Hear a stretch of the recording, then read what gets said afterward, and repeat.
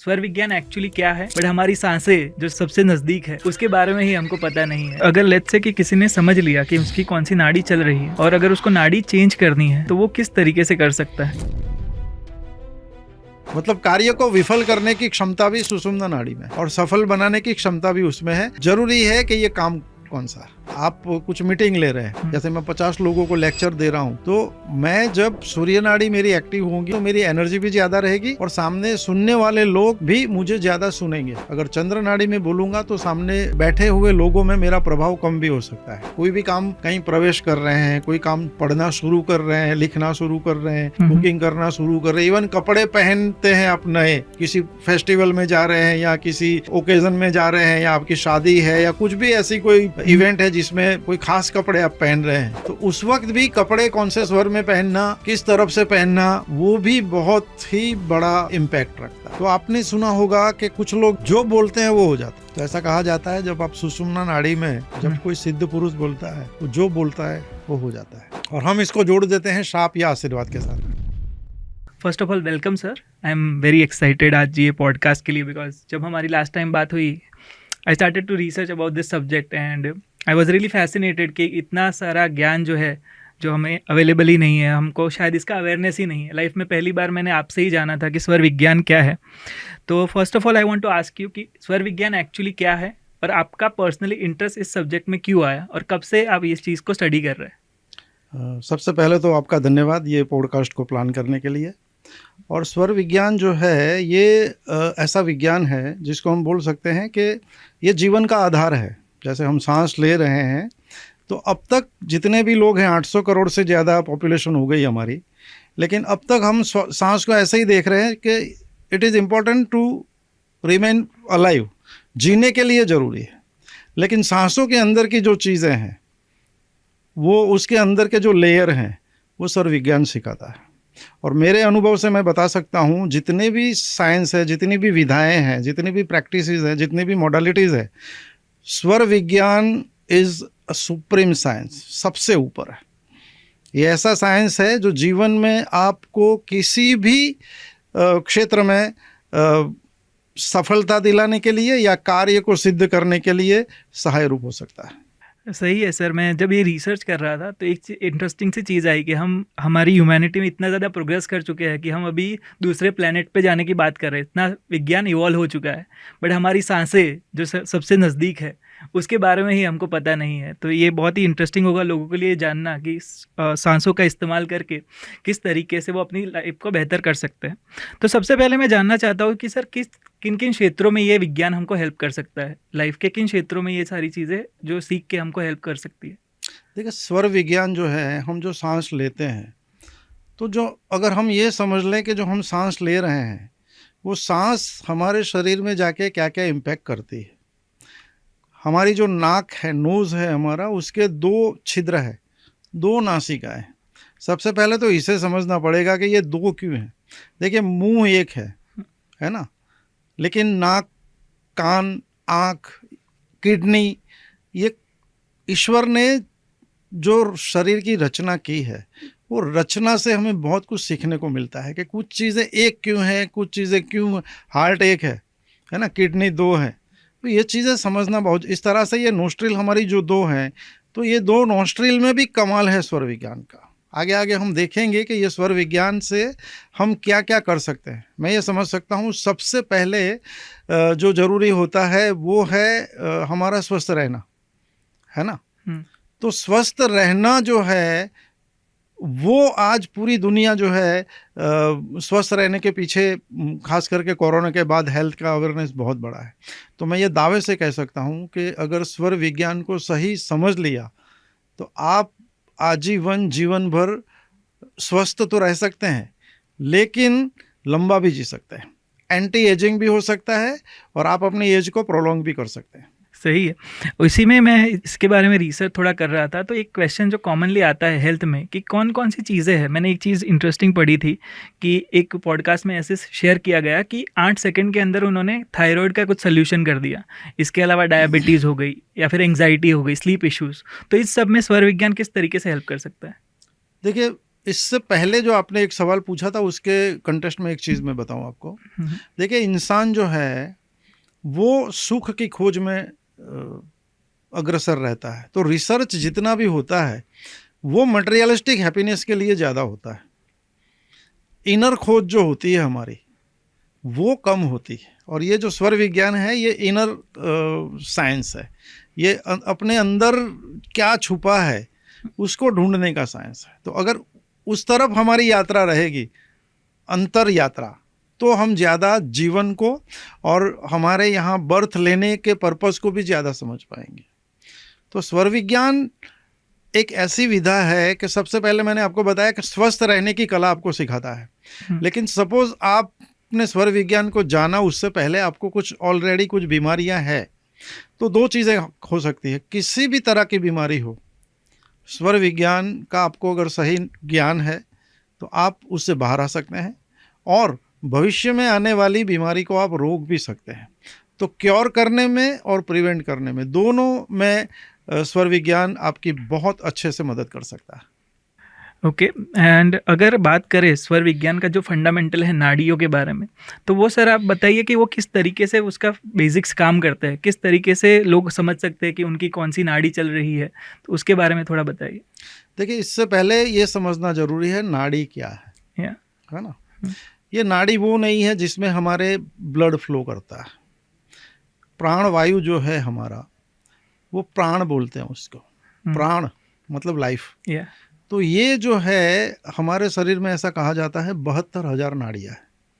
और ये हजारों वर्ष पहले जो हमारे ऋषि मुनि हो गए, जिन्होंने साइंटिफिक बातों को आधार बनाकर ग्रंथ लिए, जैसे पतंजलि ने योग सूत्र लिखा, उसमें भी इस बात का उल्लेख है। हमारे शरीर के अंदर 72,000 नाड़ियाँ है और ये नाड़ियों में प्राण का संचार होता है और हमारे बॉडी में जितने भी ऑर्गन है उस ऑर्गन तक ये प्राण पहुंचता है और नाभि से ये शुरू होता है। और हमारी जो रीढ़ की हड्डी है, स्पाइनल कॉर्ड, वहाँ से लेके सहस्त्रार चक्र, 7 चक्र की बात जो आपने सुनी है, तो ये 7 चक्र जो है रीढ़ की हड्डी हमारी जो होती है, उस लाइन के अंदर जहाँ जहाँ ये 72,000 नाड़ियाँ क्रॉस होती है, इसका जंक्शन होता है, वहाँ पे ये चक्र बनते हैं। चक्र और कुछ भी नहीं है, ये एनर्जी के स्तोत्र है। तो एनर्जी सेंटर्स में, एनर्जी सेंटर्स के साथ चक्र होते हैं और जहाँ पे वो इंटरसेक्ट करते हैं वहाँ पे हम चक्र मानते हैं, जहाँ पे नाड़ियाँ इंटरेक्ट। हाँ।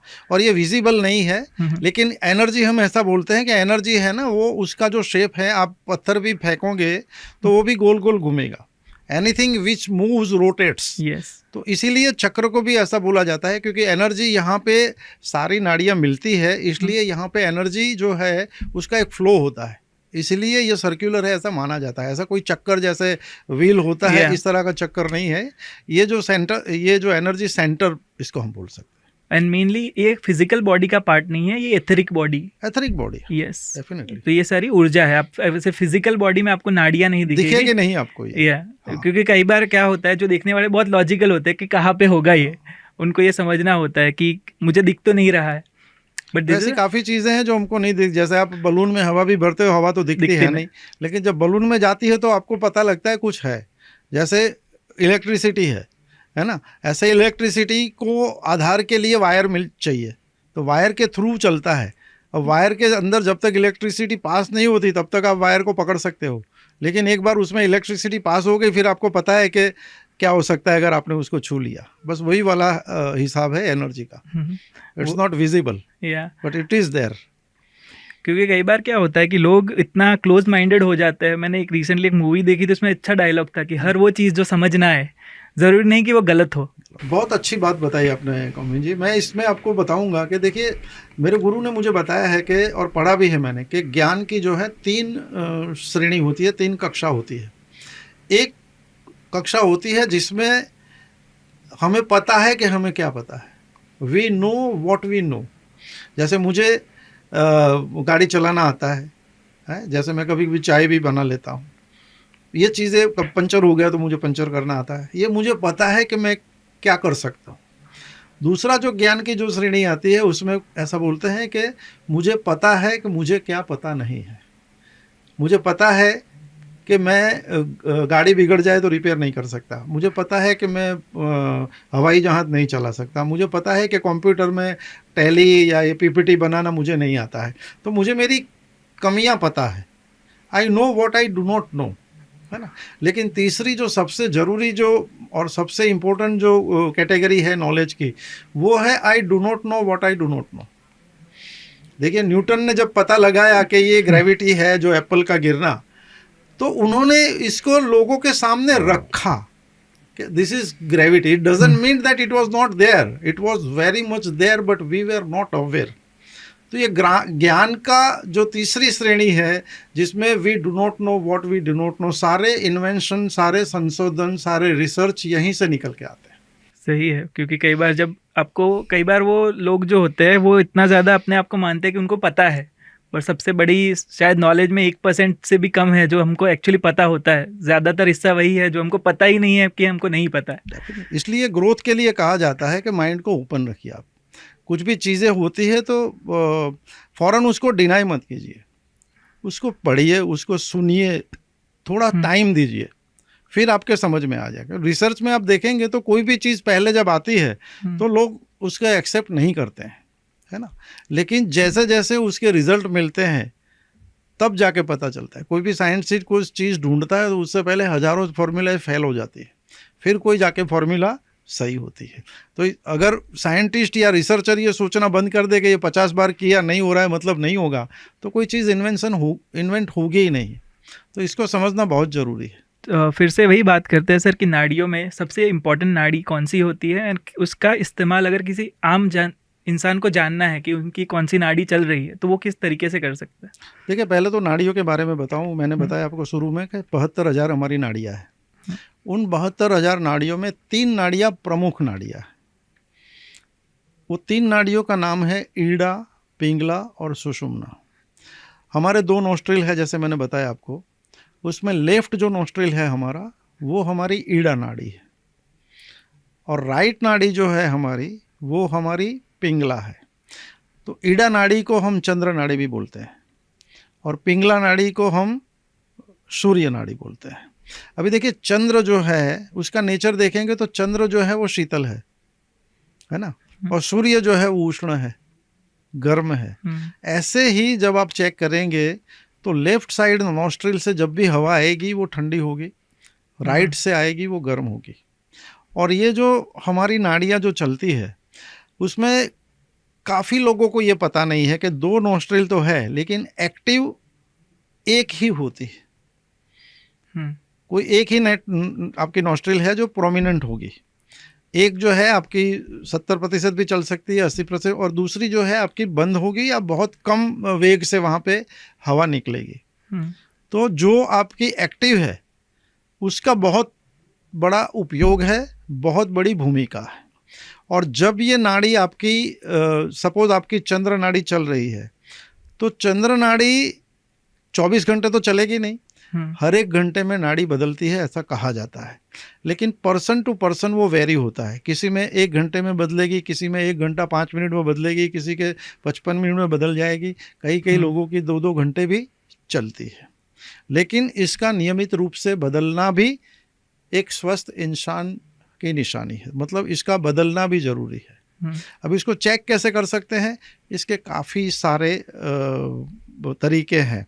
जैसे अगर आप नीचे हाथ भी रखेंगे तो आपको चलेगा कि भाई जिस तरफ वेग ज़्यादा है आप पता चल सकते हैं। अगर आप एक नाक को दबाएंगे और छोड़ेंगे तो जिस तरफ आपको लगे कि सांस छोड़ने में आसानी है वो चल रही है। जिस तरफ आप देखेंगे इस नाड़ी से सांस छोड़ने में कुछ बाधाएं आ रही है तो वो बंद है। तो कैसे? फिर आप जो पेपर 2 ले सकते हैं, पेपर के 2 छोटे टुकड़े जो हम फाइल में वो लगाने के लिए रखते हैं, वो पेपर के पीस अगर आप नीचे रखेंगे और ऐसे करेंगे तो भी जो पेपर, क्योंकि बहुत लाइट वेट होता है, तो उससे बड़ी आसानी से आप समझ जाएंगे कि ये आपकी राइट नाड़ी एक्टिव है या लेफ्ट नाड़ी एक्टिव है या दोनों नाड़ियाँ एक्टिव है। जब दोनों नाड़ियाँ एक्टिव होती है उसको सुषुम्ना बोलते हैं, और ये मुश्किल से 1 या 2 मिनट चलती है। तो जब ट्रांजिशन पीरियड होता है, जैसे अभी आपकी चंद्र चल रही है, 1 घंटा 1.25 घंटा चली, फिर वो सूर्य नाड़ी में जाएगी, तो वो ट्रांजिशन का जो पीरियड होता है तब 1 या 2 मिनट या 3 मिनट के लिए आपकी दोनों नाड़ी चलती है, और जब दोनों चलती है इसको सुषुम्ना कहते हैं। तो ये नेचुरली भी बदल सकती है, और आप जब चाहें तब भी अपनी नाड़ी को बदल सकते हैं।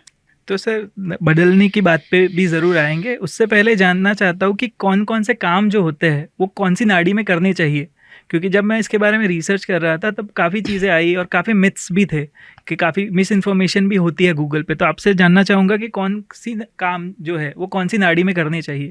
देखिए, जैसे मैंने बताया, सूर्य नाड़ी जो है वो उग्र है, गर्म है, चंद्र नाड़ी है वो शीतल है। तो काम तो ऐसे हैं, मतलब इसको गिनाने को बैठूंगी तो 50-50 का लिस्ट दोनों तरफ हो जाएगा, लेकिन मैं आपको मोटा मोटा बता सकता हूँ कि चंद्र नाड़ी है जो शीतल है, मतलब शांत बैठ के कंसंट्रेशन वाले काम जितने भी आपको करने हैं, स्थिर कार्य, वो सारे कार्य जो आप हैं वो चंद्र नाड़ी में कर सकते हैं। जैसे पढ़ना है, जैसे आप कोई ऐसा काम कर रहे हैं जिसमें आपको स्थिरता की ज़रूरत है, आप कुकिंग कर रहे हैं, है ना, आप कहीं जा रहे हैं घर से बाहर नहीं, तो जो काम में आपको स्टेबिलिटी चाहिए वो सारे काम जो है आप इसमें करेंगे। और जो कार्य आपको उग्रता जिसमें चाहिए, जैसे आप एक्सरसाइज करते हैं तो उसमें एनर्जी चाहिए, तो सूर्य नाड़ी आपकी चालू होनी चाहिए। जैसे आप कुछ मीटिंग ले रहे हैं, जैसे मैं 50 लोगों को लेक्चर दे रहा हूँ, तो मैं जब सूर्य नाड़ी मेरी एक्टिव होगी और 50 लोगों को मैं कुछ बोल रहा हूँ, तो सूर्य नाड़ी मेरी एक्टिव होगी तो मेरी एनर्जी भी ज़्यादा रहेगी और सामने सुनने वाले लोग भी मुझे ज़्यादा सुनेंगे। अगर चंद्र नाड़ी में बोलूँगा तो सामने बैठे हुए लोगों में मेरा प्रभाव कम भी हो सकता है, क्योंकि चंद्र नाड़ी में आपके बोलने का प्रभाव और सामने वालों पे जो आप बोलते हैं उसका प्रभाव भी कम होता है। तो इस तरह से नाड़ी के आधार पे सारे कार्य तय किए गए हैं। आप अगर कोई मिनिस्टर बनता है तो शपथ विधि लेता है, तो उसमें भी अगर वो चंद्र नाड़ी है तो बहुत काम की है। शादी आपको करनी है तो शादी में भी आपको चंद्र नाड़ी अच्छी है। अगर सूर्य नाड़ी आपकी चल रही और शादी हो रही है तो उसमें भी काफ़ी ये डिटेल सब्जेक्ट हैं, इसको सिर्फ सुन के अपनाना नहीं चाहिए पूरा, क्योंकि इसके अंदर काफ़ी डिटेल्स हैं। मतलब सुषुम्ना नाड़ी अभी मैं बताऊं आपको, तो सुषुम्ना नाड़ी अगर आप ध्यान करते हैं, मतलब स्पिरिचुअल काम जो भी करते हैं जिसमें आपका कोई मटेरियलिस्टिक गोल नहीं है, तो उस वक्त आप दुनियावी जितने भी कार्य है वो कोई भी कार्य आप सुषुम्ना नाड़ी में नहीं कर सकते। आध्यात्मिक कार्य है जितने भी आप मेडिटेशन कर रहे हैं या भगवान की पूजा कर रहे हैं या ध्यान कर रहे हैं, है ना, कई लोग 2-2 3-3 महीने के लिए चले जाते हैं इस कार्य के लिए, तो वो जब आप मटेरियलिस्टिक कोई काम नहीं करते, दुनियावी कोई काम नहीं करते, तब आप जो है सुषुम्ना नाड़ी में काम कर सकते हैं। नहीं तो अगर आप मटेरियलिस्टिक कोई भी काम सुषुम्ना नाड़ी में करेंगे तो वो 100% फेल हो जाएंगे। तो जिस तरीके से मैं समझ रहा हूँ सर कि हर 1 या 2 घंटे में हर इंसान में वो नाड़ी के बीच में जो शिफ्ट होता है उस वक्त सुषुम्ना नाड़ी एक्टिवेट होती है, तो वो क्या वो 2 मिनट में जो भी काम होते हैं क्या उसमें कोई बुरा प्रभाव हो सकता है? डेफिनेटली हो सकता है। बहुत अच्छा सवाल है आपका। जैसे कोई भी कार्य आप शुरू करते हैं, ये आप कार्य कर रहे हैं, उसमें बीच में अगर ये हो रहा है तो उसका कोई फर्क नहीं पड़ेगा। But when you initiate something, जैसे आप घर से बाहर निकल रहे हैं, जैसे आप बिस्तर से उठ रहे हैं, जैसे आप खाना शुरू कर रहे हैं या किसी को कुछ बोल रहे हैं, है ना, किसी को हम बता रहे हैं गुस्सा होके या खुश होके, है ना, तो उस वक्त अगर ये सुषुम्ना नाड़ी चल रही है तो ये बहुत नेगेटिव रिजल्ट दे सकती है। मतलब कार्य को विफल करने की क्षमता भी सुषुम्ना नाड़ी में है और सफल बनाने की क्षमता भी उसमें है।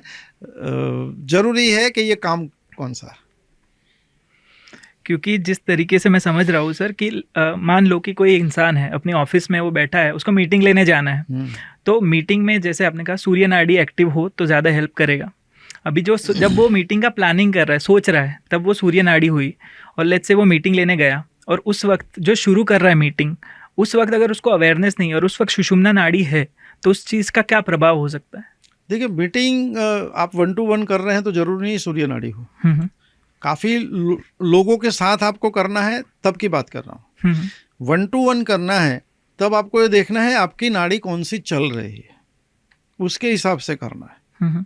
जब सपोज मैं आपके साथ बैठा हूँ और आपके साथ बात कर रहा हूँ तो उस वक्त मुझे देखना है मेरी कौन सी नाड़ी चल रही है, और जिस तरफ की मेरी नाड़ी चल रही है, अगर मैंने सामने वाले को अपनी एक्टिव नाड़ी की तरफ बिठाया तो वो मीटिंग मेरे लिए बेनिफिशियल हो सकती है।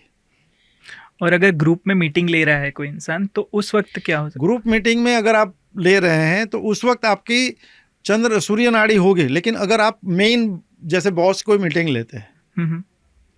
जैसे कोई लीडर मीटिंग लेते हैं, या आपको किसी को लेक्चर देने के लिए खड़े हुए, उस वक्त सूर्य नाड़ी का होना जरूरी है।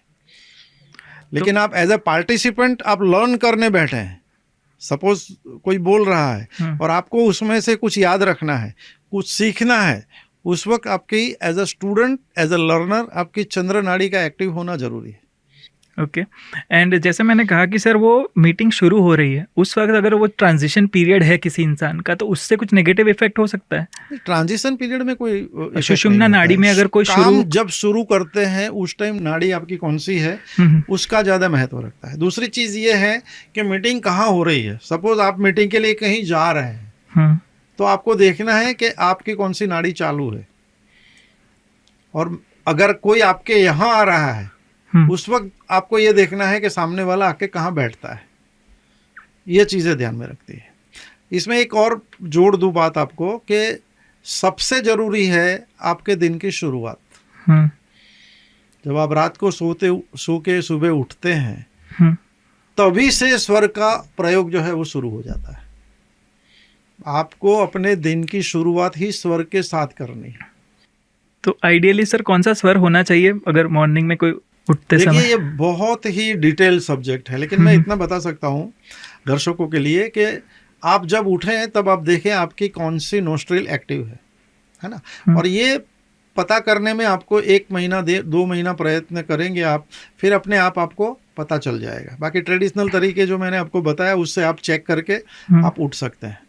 तो सबसे पहले जब आप बेड से उठते हैं तो जिस तरफ की आपकी नोस्ट्रिल एक्टिव है उस तरफ के हाथ को आप अपने उस तरफ के फेस पे घुमा सकते हैं। जैसे मेरी लेफ्ट एक्टिव है तो मैं ये मेरा हाथ है, इसको मैं ऐसे अपने लेफ्ट साइड के चेहरे पे अपने हाथ को घुमा सकता हूँ, अपने हाथ को मैं किस भी कर सकता हूँ। एक काम ये हो गया।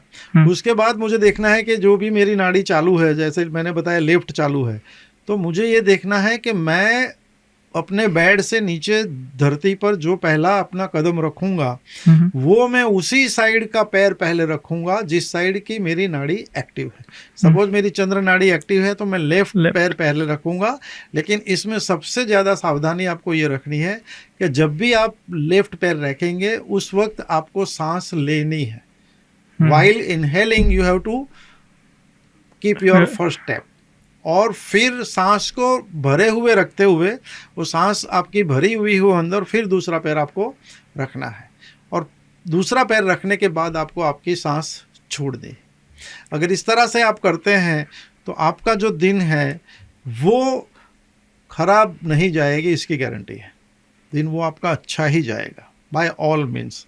तो ये आप समझ लीजिए कि दिन की शुरुआत ही अगर स्वर के साथ आप करते हैं तो आपका दिन खुशनुमा, अच्छा, सफल जाने की संभावनाएं अनेक गुना बढ़ जाती है। तो सर जैसे आपने कहा इनहेल करना ज़रूरी है, तो उसके बारे में थोड़ा बताइए कि वो क्यों, अगर वो एक्सेल हुआ तो उसकी वजह से क्या प्रॉब्लम्स हो सकती है?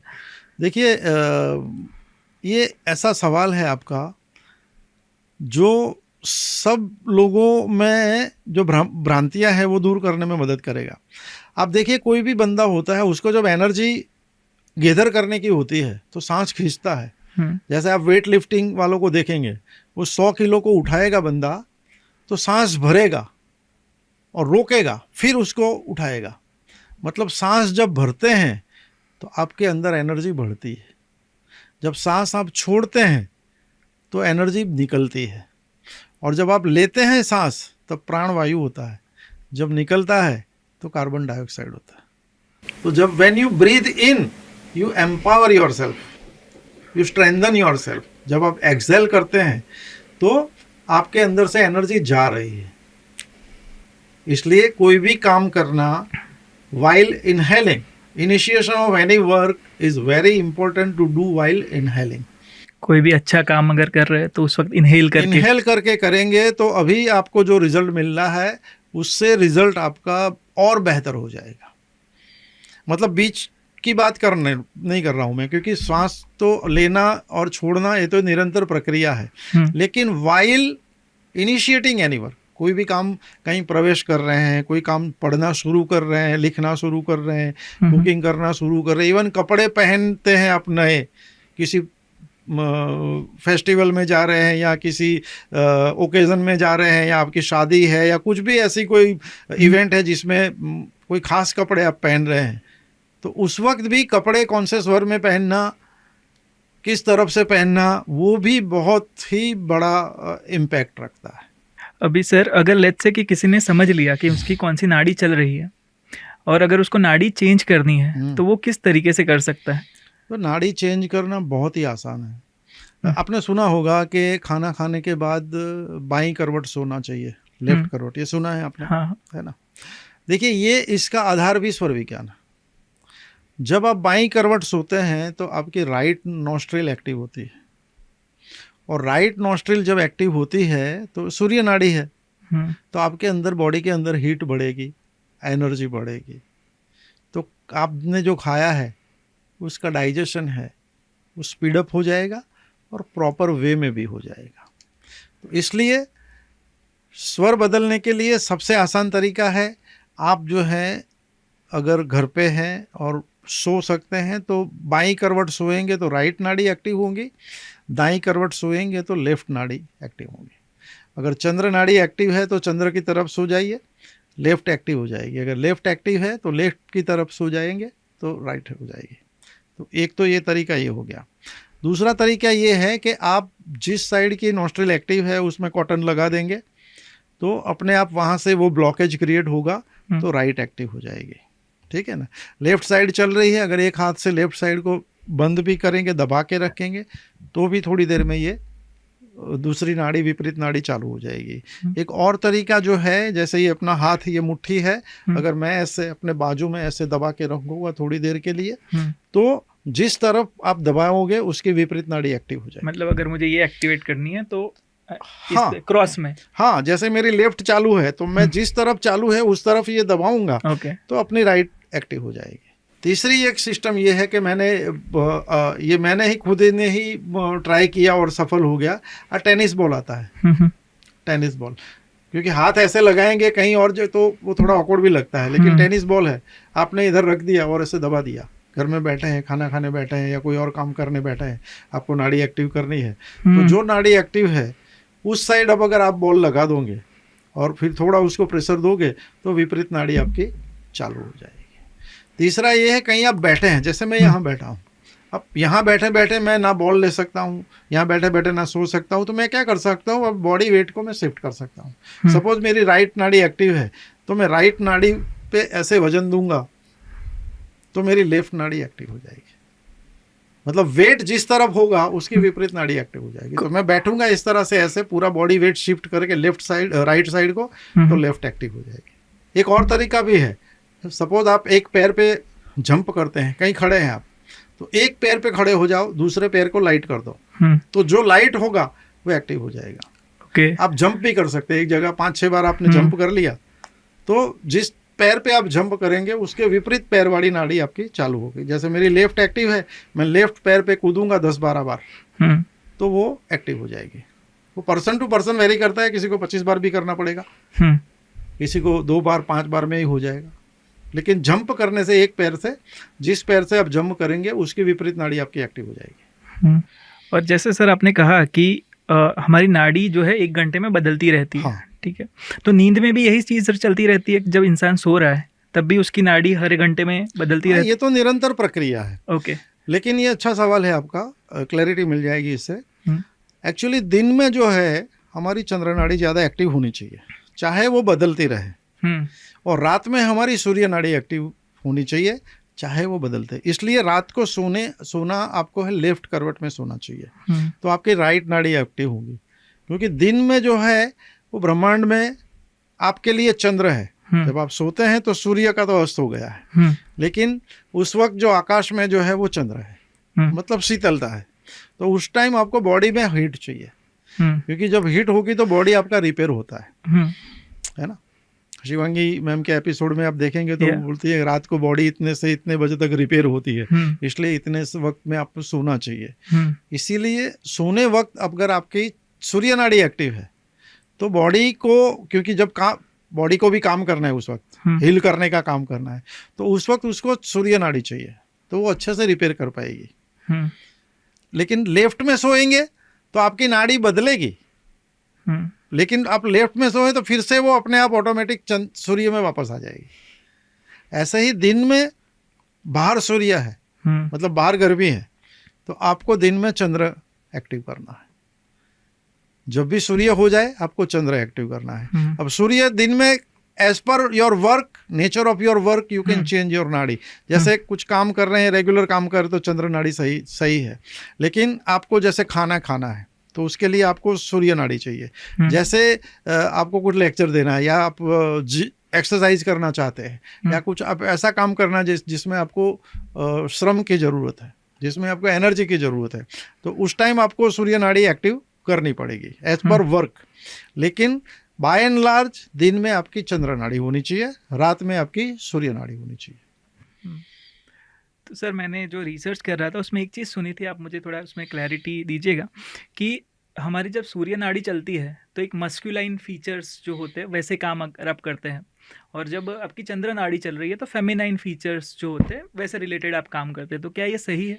हाँ, इसके नाम में ही आप देख लो ना, चंद्र जो है वो फेमिनाइन है, शीतल है, और सूर्य जो है, आप प्लेनेट भी, आप एस्ट्रोलॉजिकल भी देखेंगे तो सूर्य, व्हाट इज सूर्य? सन, प्लेनेट है। प्लेनेट ये जो एस्ट्रोलॉजिकली आप देखिए चंद्र, तो चंद्र जो है वो शीतल है, तो हम बोलते हैं और रिलेशनशिप भी आप देखेंगे तो सूर्य जो है पिता है, according to astrology Surya is father and Chandra is mother. तो इससे भी पता चलता है कि ये चंद्र जो है वो फेमिनाइन है और सूर्य जो है वो मस्कुलिन है। इसीलिए काम आप देखिए कि मेहनत करने वाले काम वो सूर्य नाड़ी में करना है, और शांत काम जो है वो आपको चंद्र में करना है। क्योंकि इसका एक फॉलोअप क्वेश्चन जो था सर, कि अगर आप आजकल इंटरनेट पे देखें कि टॉक्सिक मैस्कुलिनिटी का ट्रेट बहुत चल रहा है, कि लोग, लड़कों को ऐसा कहा जाता है कि मस्कुलिन बनो, बट अगर ऐसे अगर स्वर विज्ञान के तरीके से देखें तो प्रकृति ने हमें डिज़ाइन ऐसे किया है कि आधे टाइम आप एक मस्कुलिन बनो, आधे टाइम एक फेमिनाइन बनो। डेफिनेटली, देखिए हर एक इंसान जो ईश्वर ने हमारी रचना ही इस तरह से की है कि हम फेमिनाइन भी है, हम मस्कुलिन भी है।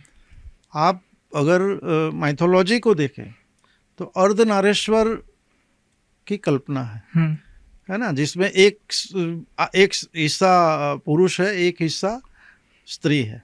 ये क्यों है?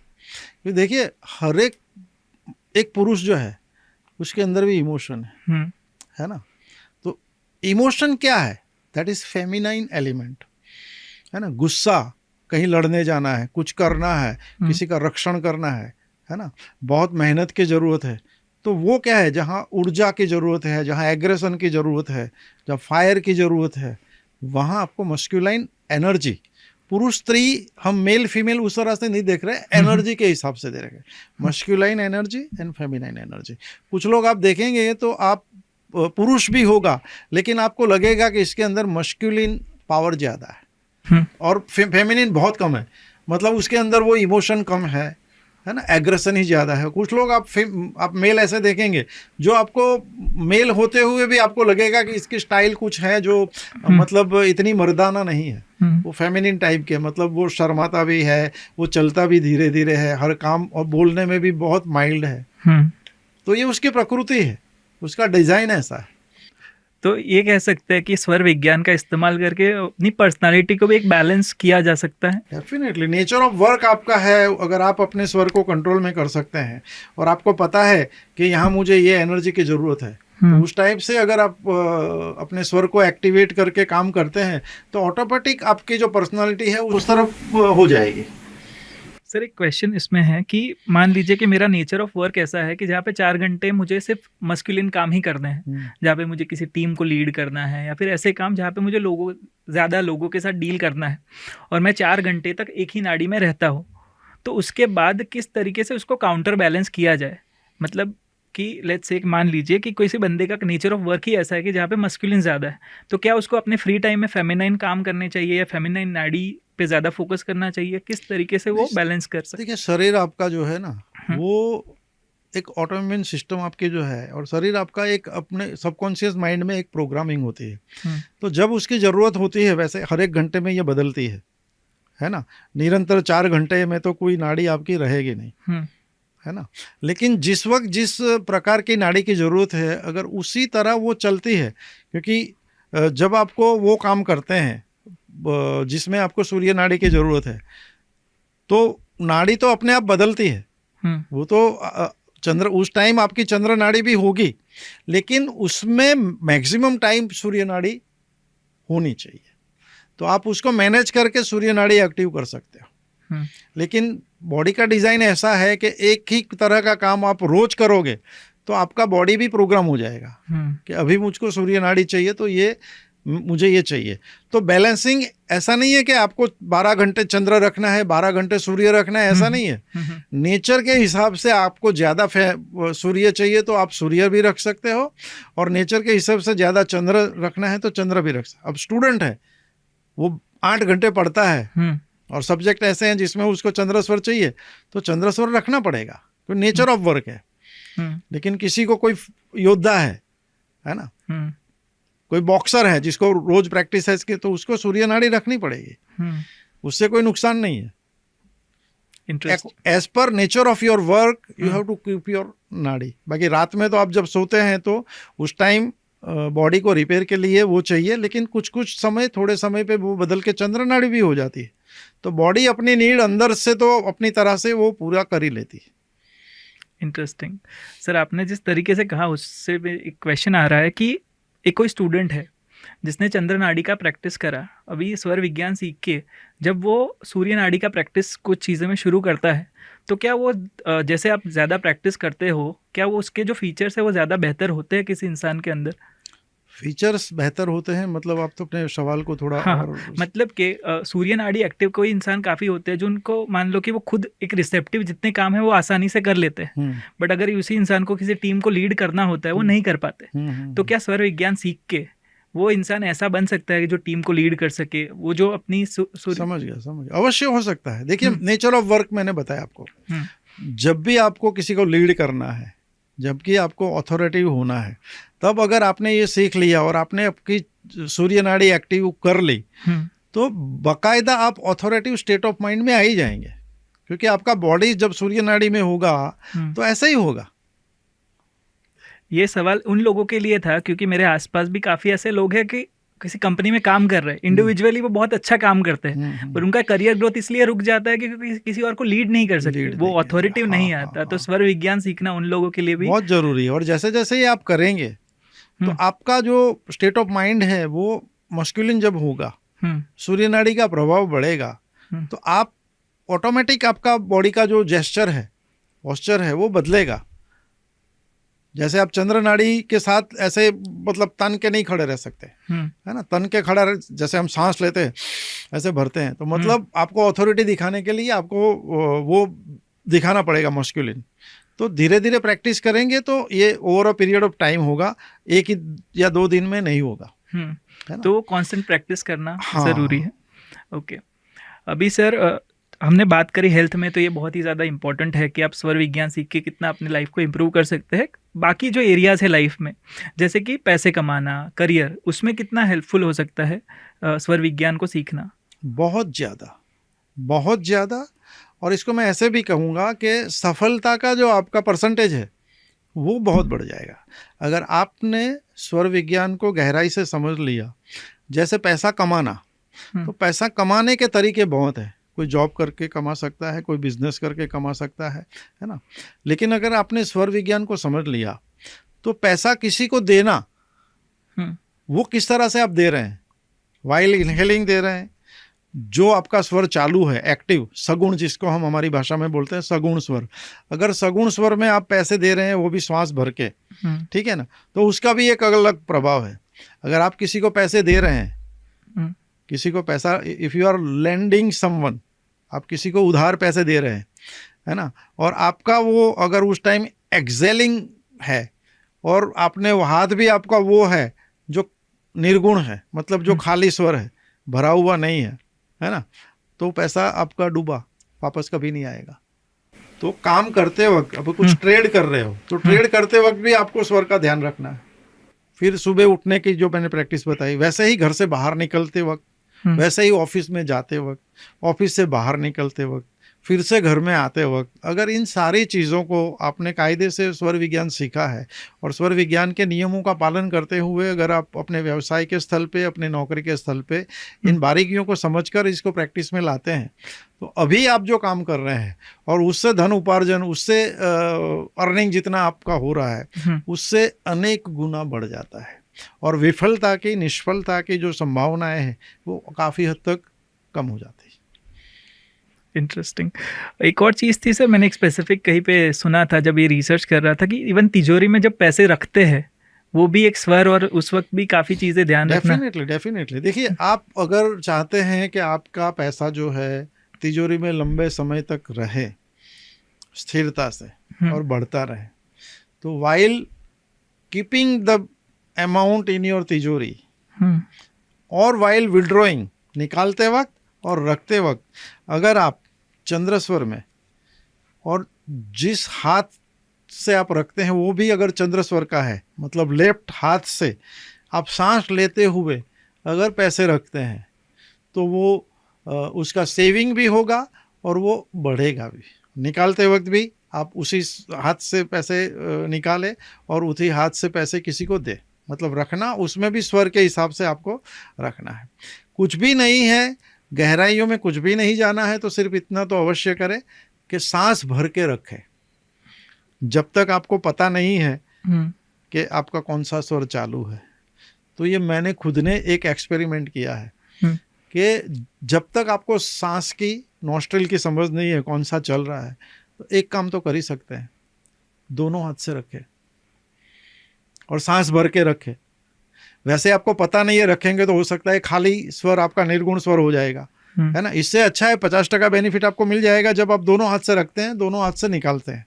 और जब पता चल जाए तो आप देख लेना, जो स्वर चल रहा है उससे रखें, जो स्वर नहीं चल रहा है उससे मत रखें।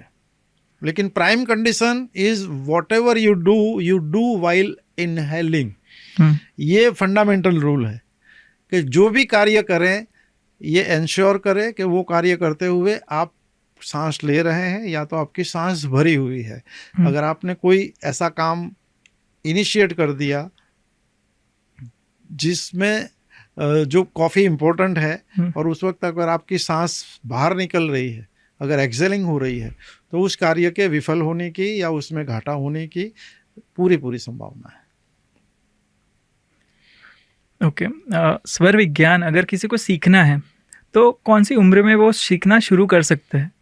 वो मेरा एक सवाल है कि छोटा बच्चा कितनी उम्र से अगर है तो कितनी उम्र से वो सीखना शुरू कर सकता है अगर उससे सीखना हो तो? देखिए, मैं ये समझता हूँ कि बच्चा पैदा होते ही सीखना शुरू कर लेता है। आप दूसरी कंट्रीज देखें, जापान, कोरिया में 6 महीने के बच्चे को स्विमिंग पूल में डाल देते हैं और वो तैरना सीख जाता है। हमारे यहाँ आपको जो हमारी पॉपुलेशन है उसमें 10% से भी ज़्यादा लोगों को स्विमिंग नहीं आता है ना, पानी का भय रहता है। तो ये तो चीज़ है माइंडसेट की। हाँ, ये चीज़ है कि आप उसको किस लेवल का सिखाते हैं। जैसे शुरुआत में आप बच्चा जो है जैसे ही समझदार होता है उसको आप ये स्वर का मत सिखाइए, उसको प्रैक्टिस सिखाइए। जैसे बच्चे को बोले कि आप जो है लेफ्ट करवट्स हो जाएंगे तो आपको अच्छा रहेगा, उसको स्वर विज्ञान का ज्ञान मत दीजिए, प्रैक्टिस में लाइए इसको। जैसे खाते वक्त आपका सूर्य स्वर चलना चाहिए तो बैठने की व्यवस्था ऐसी करे जैसे एक पैर उसका खड़ा हो, या उस वक्त उसको बोले कि 5-10 बार वो जंप करे अपने लेफ्ट लेग से, मतलब without involving him in the science, in the subject, involve him in the practices. मतलब ऐसी प्रैक्टिसेस आप कुछ तय कर लीजिए जैसे उसको पता भी ना चले कि ये स्वर विज्ञान है, लेकिन वो स्वर विज्ञान को प्रैक्टिस में लाता जाए और फिर जब वो समझदार हो जाए इसकी टेक्निकलिटी को समझने के लिए, इसकी बारीकियों को समझने के लिए, फिर आप उसको बताएं कि जब आप ऐसे सोते थे तो ये नाड़ी चालू होती थी पढ़ाई के लिए। जब वो समझदार हो जाए, है ना, हर चीज अपने एक उम्र के पड़ाव पे समझ में आती है, तो gradually we can increase the level of knowledge. लेकिन प्रैक्टिस में तो जैसे ही वो समझदार होता है हम उसको बता सकते हैं कि पढ़ते समय ऐसे पढ़ो, खाते समय ये करो, सोते समय ये करो। एक्सरसाइज अगर वो कर रहा है, योगा कर रहा है, तो शुरू से ये हम प्रैक्टिस में लाने की कोशिश कर सकते हैं। फिर डिटेल में फिर उसका खुद का इंटरेस्ट बढ़ेगा, फिर खुद सीखेगा। लेकिन जब चाहे इसको हम कर सकते हैं, ग्रेजुअली इसको हम प्रभाव में ला सकते हैं।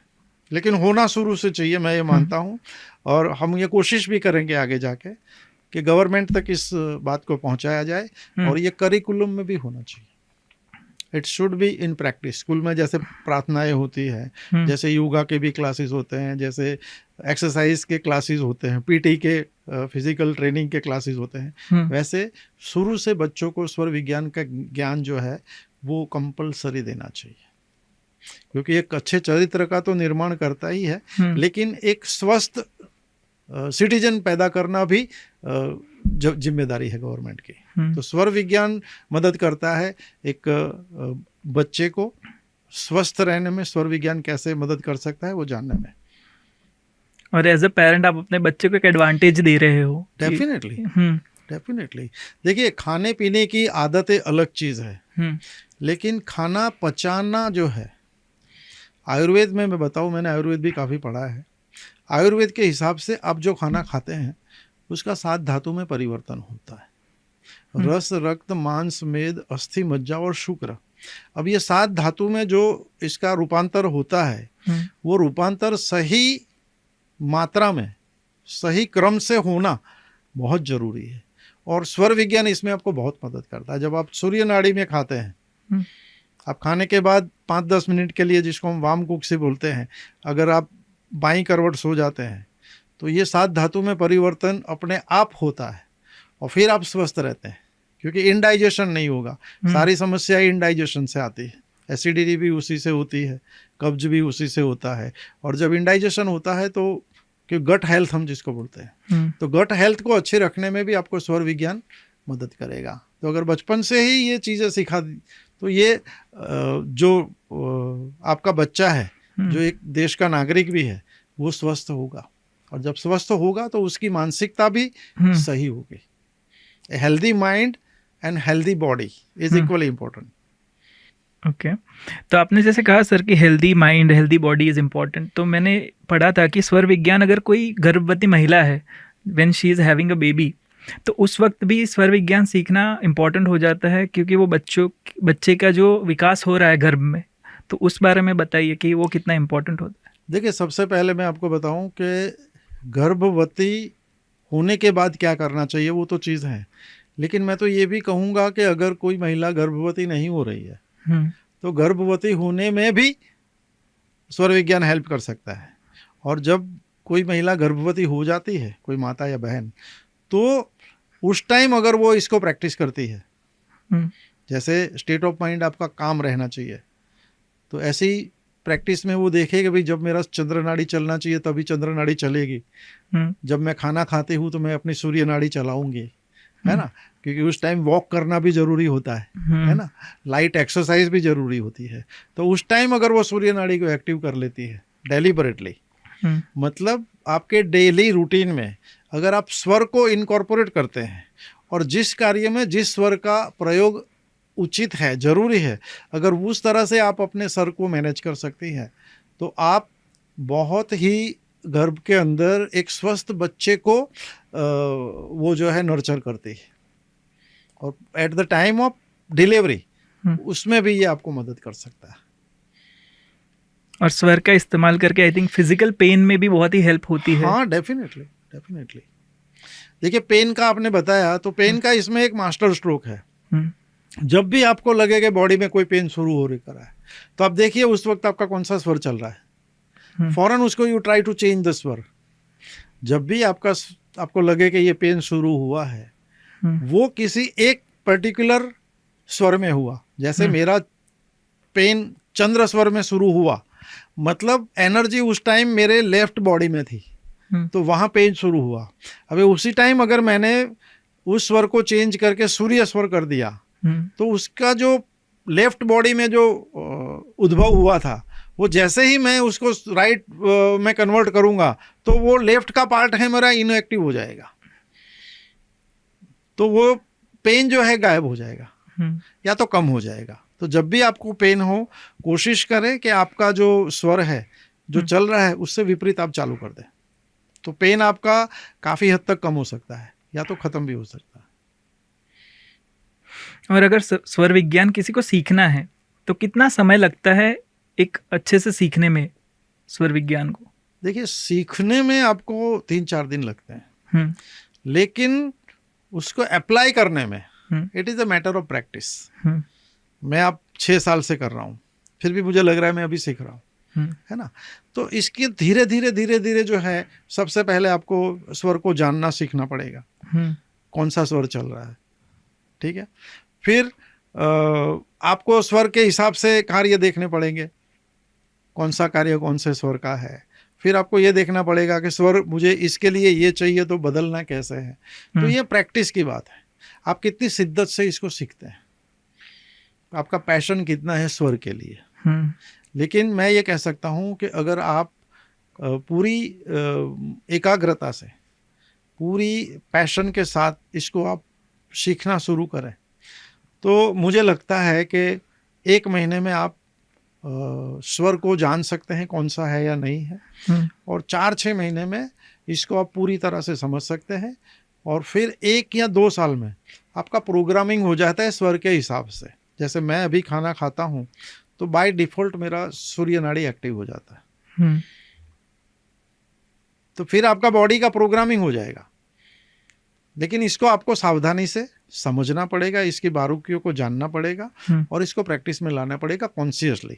पहले कॉन्शियसली करते जाओगे, फिर ये सब कॉन्शियसली होने लगेगा। जैसे हर चीज़ में होता है, साइकिल जब आप सीखते हैं, है ना, तो कई बार गिरते हैं, फिर सीखते हैं उस बार आपके पैर भी नीचे होते हैं, सही चल रहा है कि नहीं। जब आप साइकिल चलाना बुरी तरह से सीख जाते हो और फिर आप छोड़ भी देते हो और फिर से 2-3 साल बाद चालू कर देते हो, तो वो जो मसल मेमोरी है आपकी, आपको सहाय करती है साइकिल चलाने में, फिर से ठीक चलाने में। ऐसे ही स्वर का है, एक बार प्रैक्टिस में आ गया, आपका सोल, माइंड एंड बॉडी का कोऑर्डिनेशन उसके साथ बैठ गया, फिर वो बाय डिफ़ॉल्ट चालू हो जाएगा।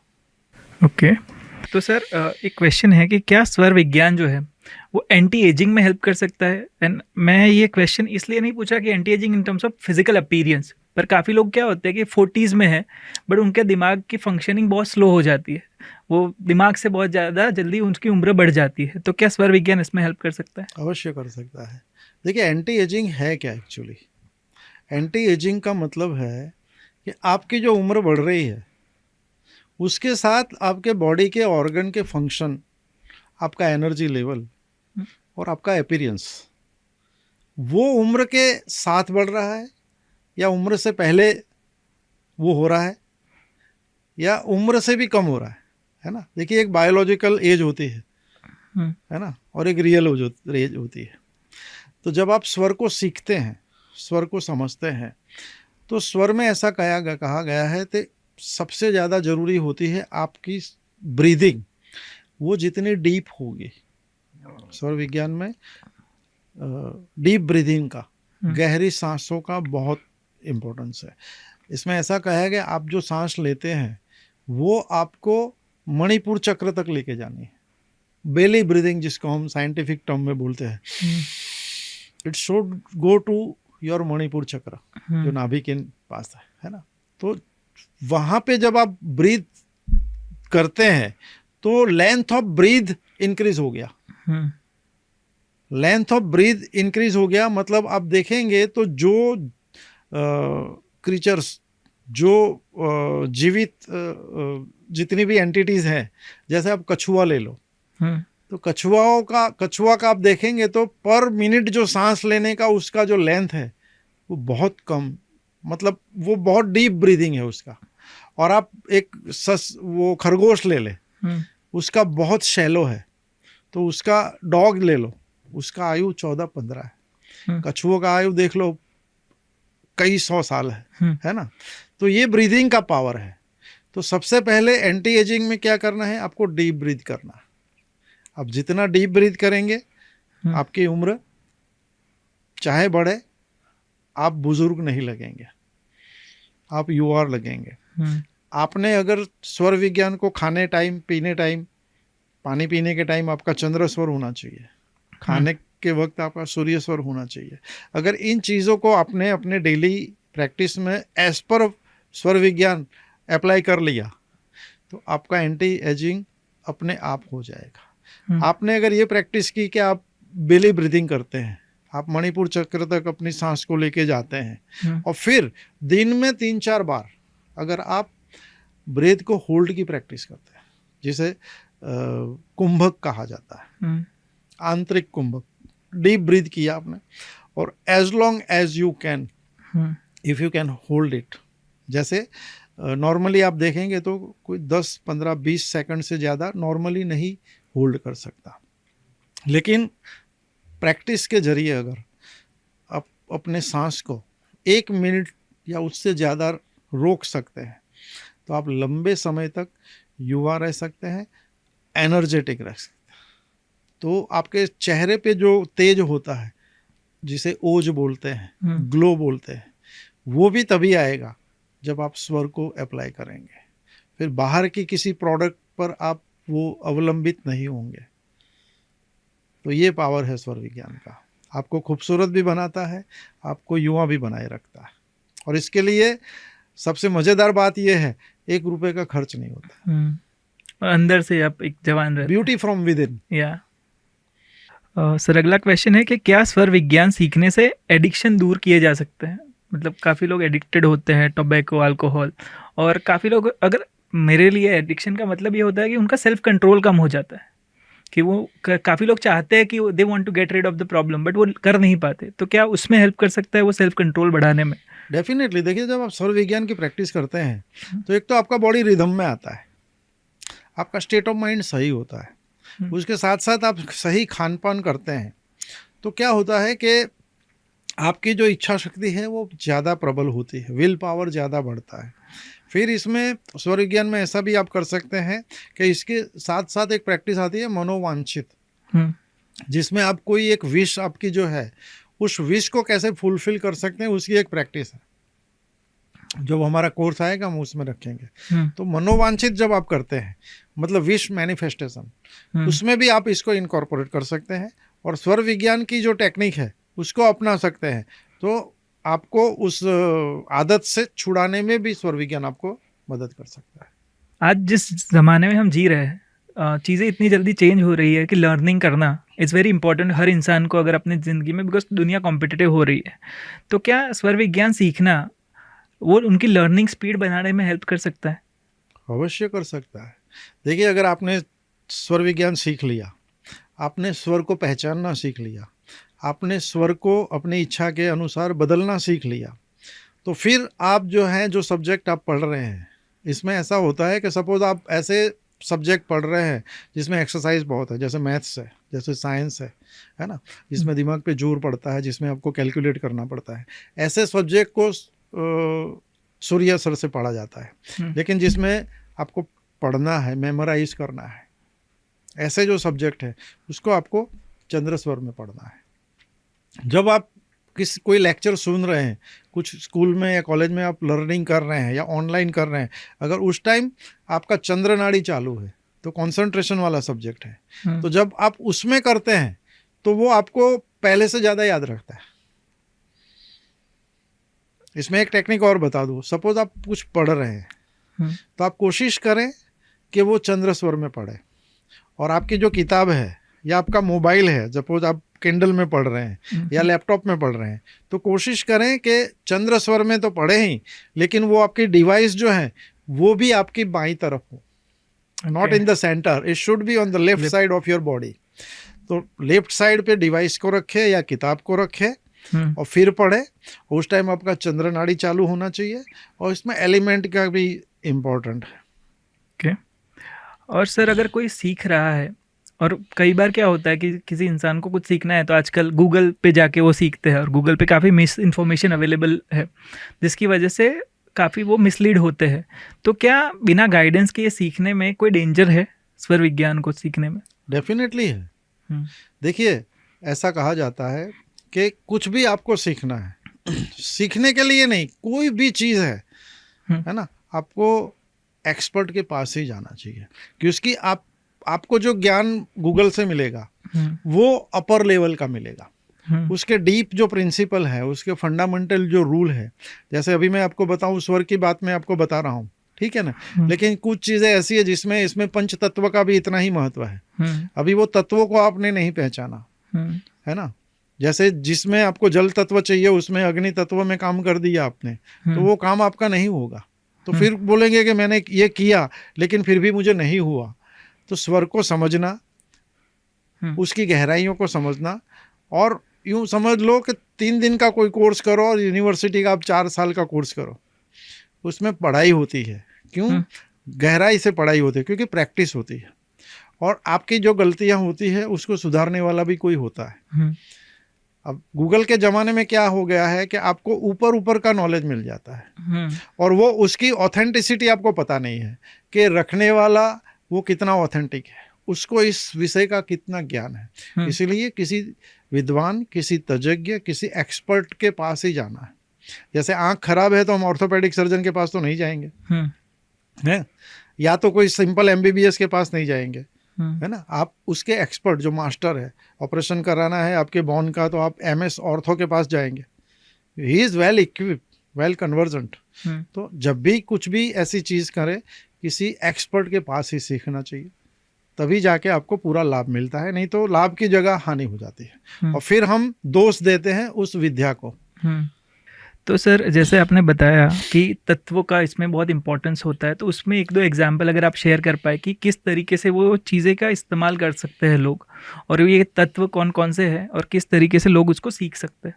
देखिए, जब भी आप तत्वों की बात में करेंगे तो मैं सबसे पहले इसका सबसे बड़ा, एक तो 5 तत्व होते हैं, पंच महाभूत बोलते हैं। The entire universe is made of 5 element. पूरा जो ब्रह्मांड है वो पंच तत्वों से बना है, ठीक है। हमारा जो शरीर है वो भी पंच तत्वों से बना है। अब देख लो, पृथ्वी, जल, अग्नि, वायु, आकाश, ये पंच तत्व है। शरीर हमारा बना है, इसकी सबसे बड़ा सबूत क्या है? हम जो खाना खाते हैं उसको पचाने के लिए हमें क्या चाहिए? जठराग्नि, है ना, फायर एलिमेंट। हमारा बॉडी का टेम्परेचर 98.3 बॉडी मेंटेन रखती है। आप -16 में चले जाओ फिर भी आपका बॉडी का टेम्परेचर वही रहता है। वो क्या करता है, क्यों रहता है? आपके बॉडी का फायर एलिमेंट, सूर्य नाड़ी, वो करता है ना। जैसे किसी को सर्दी जुकाम बहुत हो जाता है ना, बार बार हो जाता है, वो क्या है? आपके बॉडी में वाटर एलिमेंट ज़्यादा है, इम्बैलेंस, है ना। जैसे एयर एलिमेंट किसी में बढ़ गया तो वो आदमी कहीं बैठेगा नहीं, वो कितना भी खाएगा वजन बढ़ेगा नहीं, वो भागता रहेगा, कंसंट्रेशन से कोई काम नहीं कर पाएगा, स्किन उसकी ड्राई होगी, बाल उसके ड्राई होंगे, मतलब ये वायु तत्व का आदमी है। ऐसे जो पंच तत्व हैं वो हमारे बॉडी में भी है। जैसे हमारी 3 प्रकृति होती है आयुर्वेद के हिसाब से, कफ, पित्त, वायु, उसमें भी ये पंच तत्व है। जैसे कफ प्रकृति है तो उसमें पृथ्वी तत्व और जल तत्व है, पित्त में अग्नि है, वायु में वायु और आकाश है। तो ये पंच तत्व इसमें भी आ गया। तो स्वर विज्ञान में भी पंच तत्व है, और उसकी लेंथ है। हमारी जो सांस निकलती है उसमें 20 अगर उंगल आपका श्वास निकल रहा है, 16 निकल रहा है, 12 निकल रहा है, 8 निकल रहा है, वो लेंथ के हिसाब से आप पता कर सकते हैं कि ये जल तत्व है या पृथ्वी तत्व है या वायु तत्व है। okay. तो जैसे आपको काम कोई ऐसा करना है, उसमें आपको जल तत्व चाहिए, स्थिरता वाला कोई काम है ना, उस तो इस तरह से है। वायु तत्व में आप कोई भी काम बनाने के लिए आपका मोस्टली जो है वो वायु तत्व या जल तत्व, पृथ्वी तत्व या जल तत्व का होना बहुत जरूरी है। बाकी के जो आकाश तत्व और वायु तत्व और अग्नि तत्व है उसमें कार्य आपके विफल होने की संभावना है। इसीलिए पंच तत्वों का भी नॉलेज किस लेंथ से आ रहे हैं, हम्म, वो समझना भी, वो गहराई में आप तभी समझेंगे जब किसी एक्सपर्ट के पास जाएंगे। ओके। और सर ये रिसर्च जब मैं कर रहा था, एक इंटरेस्टिंग चीज़ जो आई थी कि स्वर विज्ञान समझ के आप अपनी कुंडली तक को चेंज कर सकते हैं, तो उसके बारे में थोड़ा बताइए कि वो कितना सच है। देखिए, कुंडली को बदल सकते हैं, उसको मैं थोड़े अलग तरीके से बताऊंगा। हम्म, कुंडली में क्या होता है, आपका जन्म जिस वक्त हुआ, जिस नक्षत्र में हुआ, उस हिसाब से आपकी डेस्टिनी बनती है हम्म, एस्ट्रोलॉजी के हिसाब से, और उसी के हिसाब से आपके जीवन में घटनाएं होती हैं। ठीक है। अब जैसे इसमें आया कि भाई आपका कोई अकस्मात बनने का योग है हम्म, या कुछ नेगेटिव होने का योग है, लेकिन अगर आप स्वर विज्ञान को प्रैक्टिस करते हैं, आपने सुबह उठ के ही चंद्र, उस टाइम तिथि ऐसी थी कि चंद्र स्वर होना चाहिए, वार ऐसा था चंद्र, और उस दिन आपने अगर इसको कर लिया, सुबह उठ के जो मैंने पहले बताई प्रैक्टिस वो कर लिया है, दिन आप निकलते वक्त भी उसी तरह उसको कर लिया, तो क्या हुआ, आपने उसमें जो आपके कुंडली में जो होना लिखा है, लेकिन स्वर की प्रैक्टिस की है, तो वो चीज़ें जो जो होनी है, या तो उसकी जो तीव्रता है वो कम हो जाएगी, या वो घटना ही नहीं घटेगी। तो कुंडली नहीं बदलती है, परिणाम बदलते हैं। Nice, interesting. जैसे एक एक्सीडेंट लिखा है, तो एक्सीडेंट में जान भी जा सकती है, फ्रैक्चर भी हो सकता है। और कभी कभी आपने देखी होगी कि गाड़ी ऐसी अकस्मात होती है, ऐसी गंभीर अकस्मात होता है कि उसको देख के आपको लगेगा कि इसमें बैठा हुआ कोई भी नहीं बचा होगा, और फिर भी किसी को जरा सी चोट भी नहीं आती। और कई एक्सीडेंट ऐसे होते हैं कि बंदा टू व्हीलर से गिरा और चोट कहीं भी नहीं है, लेकिन एक पत्थर पड़ा था, उसका पॉइंट कहीं ऐसे वाइटल पॉइंट पे लग गया और आदमी को मतलब बेहोश हो गया और कुछ दिन में वो एक्सपायर भी हो गया। तो नेचर ऑफ एक्सीडेंट कितना भी गहरा हो, कितना भी सीरियस हो, स्वर विज्ञान का प्रैक्टिस करते हैं आप, इसमें एक सुरक्षा कवच बनाने की भी प्रैक्टिस है। Okay. मैं रोज बनाता हूँ। अगर वो जो आपने कर लिया, तो यूं समझ ले कि आप अपने आसपास एक बुलेट प्रूफ जैकेट पहन के घूम रहे हैं, ये भी हो सकता है। ओके, बेसिकली एक एनर्जी का एक आप सर्कल अपने आसपास कर देते हैं, ताकि वो चीज़ें बाहर की जो एनर्जी की आपको होनी है, नेगेटिव चीज़ें, उसकी इम्पैक्ट इतनी नहीं होगी। Okay, interesting. सर एक और चीज़ थी कि ऐसा माना जाता है कि स्वर विज्ञान सीख के आप किसी का झूठ भी पकड़ सकते हैं, तो उसमें कितना सच है, क्योंकि ये काफ़ी लोग जानना चाहते हैं ये बारे में। देखिए, ये आपने जो बताया ये 100% सत्य है। आप अपनी सांसों के आधार पर आपका कौन सा स्वर चल रहा है, उस टाइम आपके सामने वाला बंदा जो है वो जो बोल रहा है वो किस दिशा में बैठा है, आपके भरे हुए स्वर में बैठा है या खाली स्वर में बैठा है, उस टाइम आपका ब्रीदिंग चालू है, उस टाइम आप एक्सेल कर रहे हैं या इनहेल कर रहे हैं, उसके ऊपर से भी आप तय कर सकते हैं कि सामने वाला बंदा झूठ बोल रहा है या सच बोल रहा है। इतना ही नहीं, कोई सवाल भी आपको पूछने आता है, जैसे कोई पूछेगा कि मैं इंटरव्यू देने जा रहा हूँ तो मुझे नौकरी मिलेगी या नहीं, तो वो मिलेगी या नहीं, वो भविष्य की गणना भी आप स्वर के आधार पर कर सकते हैं, और वो मिले उसके लिए क्या करना चाहिए वो भी स्वर की प्रैक्टिस बता सकती है कि इंटरव्यू में ये करो तो मिलने की संभावना है। एक चीज़ जो इंटरेस्टिंग जानने को मिली थी कि जब कोई मेहनत वाला काम कोई इंसान करता है तो वो चिल्लाते हैं, तो उसका मैंने कहीं पे पढ़ा कि स्वर विज्ञान में इसलिए उसका लॉजिक दिया गया है कि उस वक्त अगर चिल्लाने से आपकी सूर्य नाड़ी एक्टिव हो जाती है, और वो जो काम आप करने वाले हैं बेसिकली आप अपने आप को प्रिपेयर कर रहे हैं। तो क्या ये सच है? एकदम सच है। इसलिए आप पुराने ज़माने में देखें तो जब भी कोई ऐसा काम करने जाते थे तो स्लोगन बोले जाते थे। जब भी कोई युद्ध, पहले तो अभी ये युद्ध जो एडवांस टेक्नोलॉजी के हो गए हैं, पहले आमने सामने होते थे, हाथी पे बैठ के, घोड़े पे बैठ के, तो युद्ध भूमि में जाने से पहले सूत्रोच्चार होते थे, स्लोगन होते थे। वो क्यों होते थे? ताकि आपकी एनर्जी बढ़े और आपकी जो सूर्य नाड़ी है वो एक्टिव हो जाए, क्योंकि ये कार्य जो है इस बहुत ऊर्जा चाहिए, मोटिवेशन चाहिए, पैशन चाहिए, एग्रेशन चाहिए, तो वो सूर्य नाड़ी से ही संभव है। इंटरेस्टिंग। सो मतलब अगर लेट्स से मेरी एक कोई सेल्स टीम है जिसे मैं लीड कर रहा हूँ, और सुबह वो लोग आते हैं और मैं कोई ऐसा रिचुअल बना दूँ जहाँ पे वो कुछ चिल्ला रहे हैं और सुबह खुद मोटिवेट हो रहे हैं, तो उनका बेसिकली उनका सूर्य नाड़ी एक्टिव हो जाएगा हाँ। And there improve performance will improve. Interesting. अभी एक क्वेश्चन था सर कि लॉ ऑफ अट्रैक्शन, काफ़ी लोगों का मानना है कि वो हर चीज़ जो सिखाई जाती है लॉ ऑफ अट्रैक्शन में वो करते हैं, फिर भी उनको सफलता नहीं मिलती है। तो स्वर विज्ञान में क्या इसके बारे में कुछ कहा गया है? देखिए, लॉ ऑफ अट्रैक्शन जो वर्ड है वो पश्चिम से आया हुआ शब्द है, हम्म, ठीक है ना।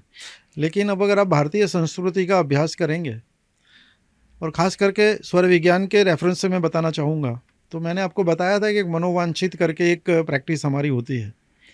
उसमें क्या है, बेसिक वस्तु स्वर विज्ञान के अंदर लॉ ऑफ अट्रैक्शन पहले से है, लेकिन शब्द क्योंकि ये बाहर से आया, पश्चिम से आया है, इसलिए हमने इसको कनेक्ट नहीं किया, है ना। लेकिन स्वर विज्ञान में मैनिफेस्टेशन, विश मैनिफेस्टेशन होती है।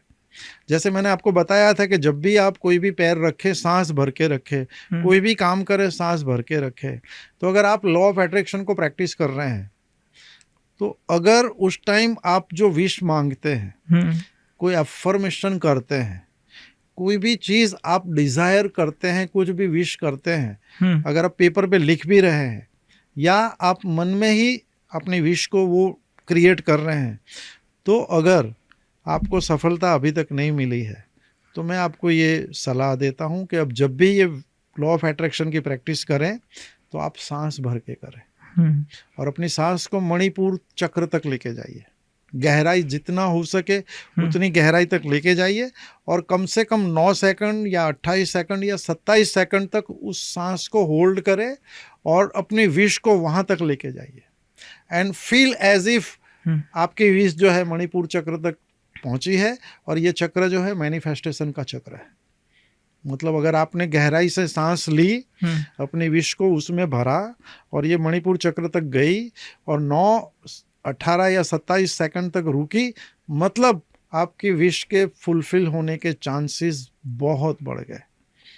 तो रेशियो जो अभी का है वो बहुत कम हो जाएगा फेल्योर का। So mainly law of attraction सीखने के बाद अगर ये चीज़ इस्तेमाल करते हैं तो आप उनका ज्ञान पूर्ण हो जाता है। हाँ, इंटरेस्टिंग।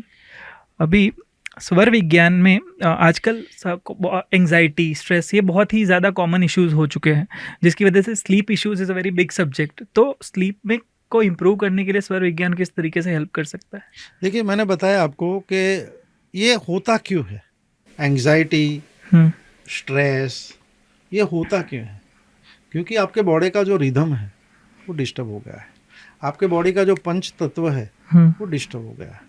अभी आप एक बार स्वर विज्ञान को रेगुलरली फॉलो करने लगेंगे, ये ओवरनाइट नहीं हो जाएगा, रेगुलरली फॉलो करने लगेंगे, जब खाना आपका सही होगा, जब आप सूर्य नाड़ी में खाएंगे, जब आप चंद्र नाड़ी में पानी पिएंगे, इवन आपको जब आप टॉयलेट जाते हैं तो टॉयलेट भी आपको सूर्य नाड़ी में करना है और यूरिन पास जो है आपको चंद्र नाड़ी में करना है।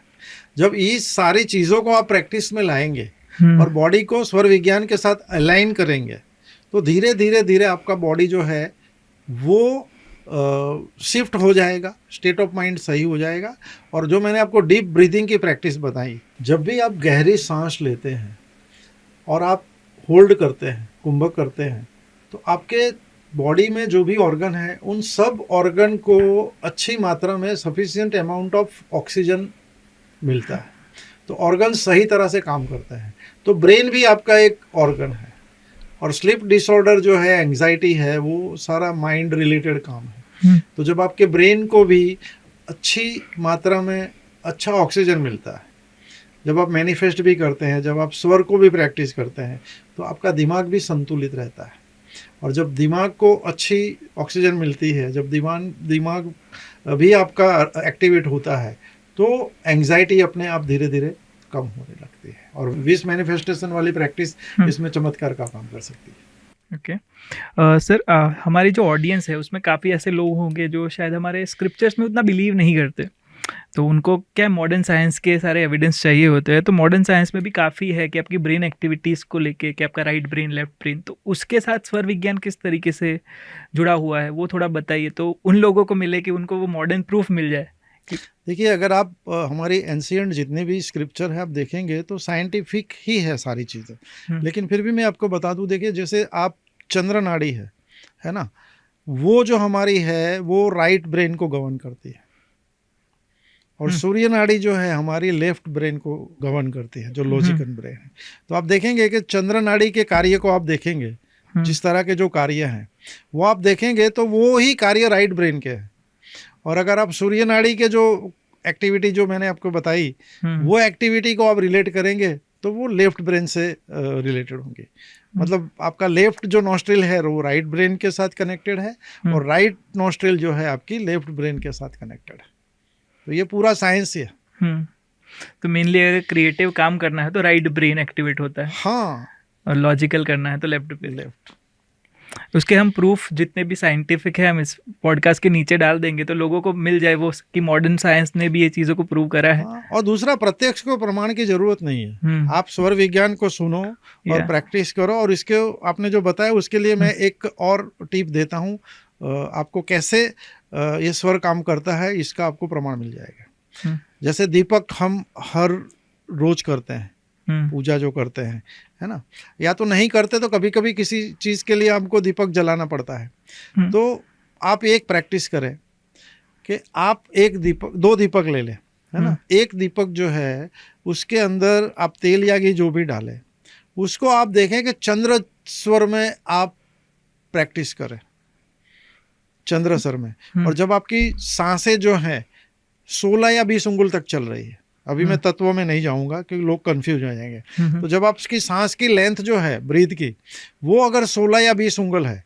उस टाइम अगर आप चंद्र स्वर में बाएं हाथ से दिया जलाते हैं, एक दिया ऐसे जलाए, ठीक है, और दूसरा दिया जो है आप सूर्य स्वर में जलाए, और उस टाइम आपकी सांस की लेंथ कोई भी हो लेकिन आप छोड़ते हुए जलाए, सांस को छोड़ते हुए।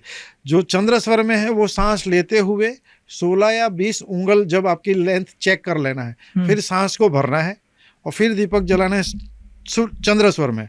और उसके साथ आपको सूर्य स्वर में दूसरा दिया जलाना है जिसमें आपको सांस छोड़ के जलाना है।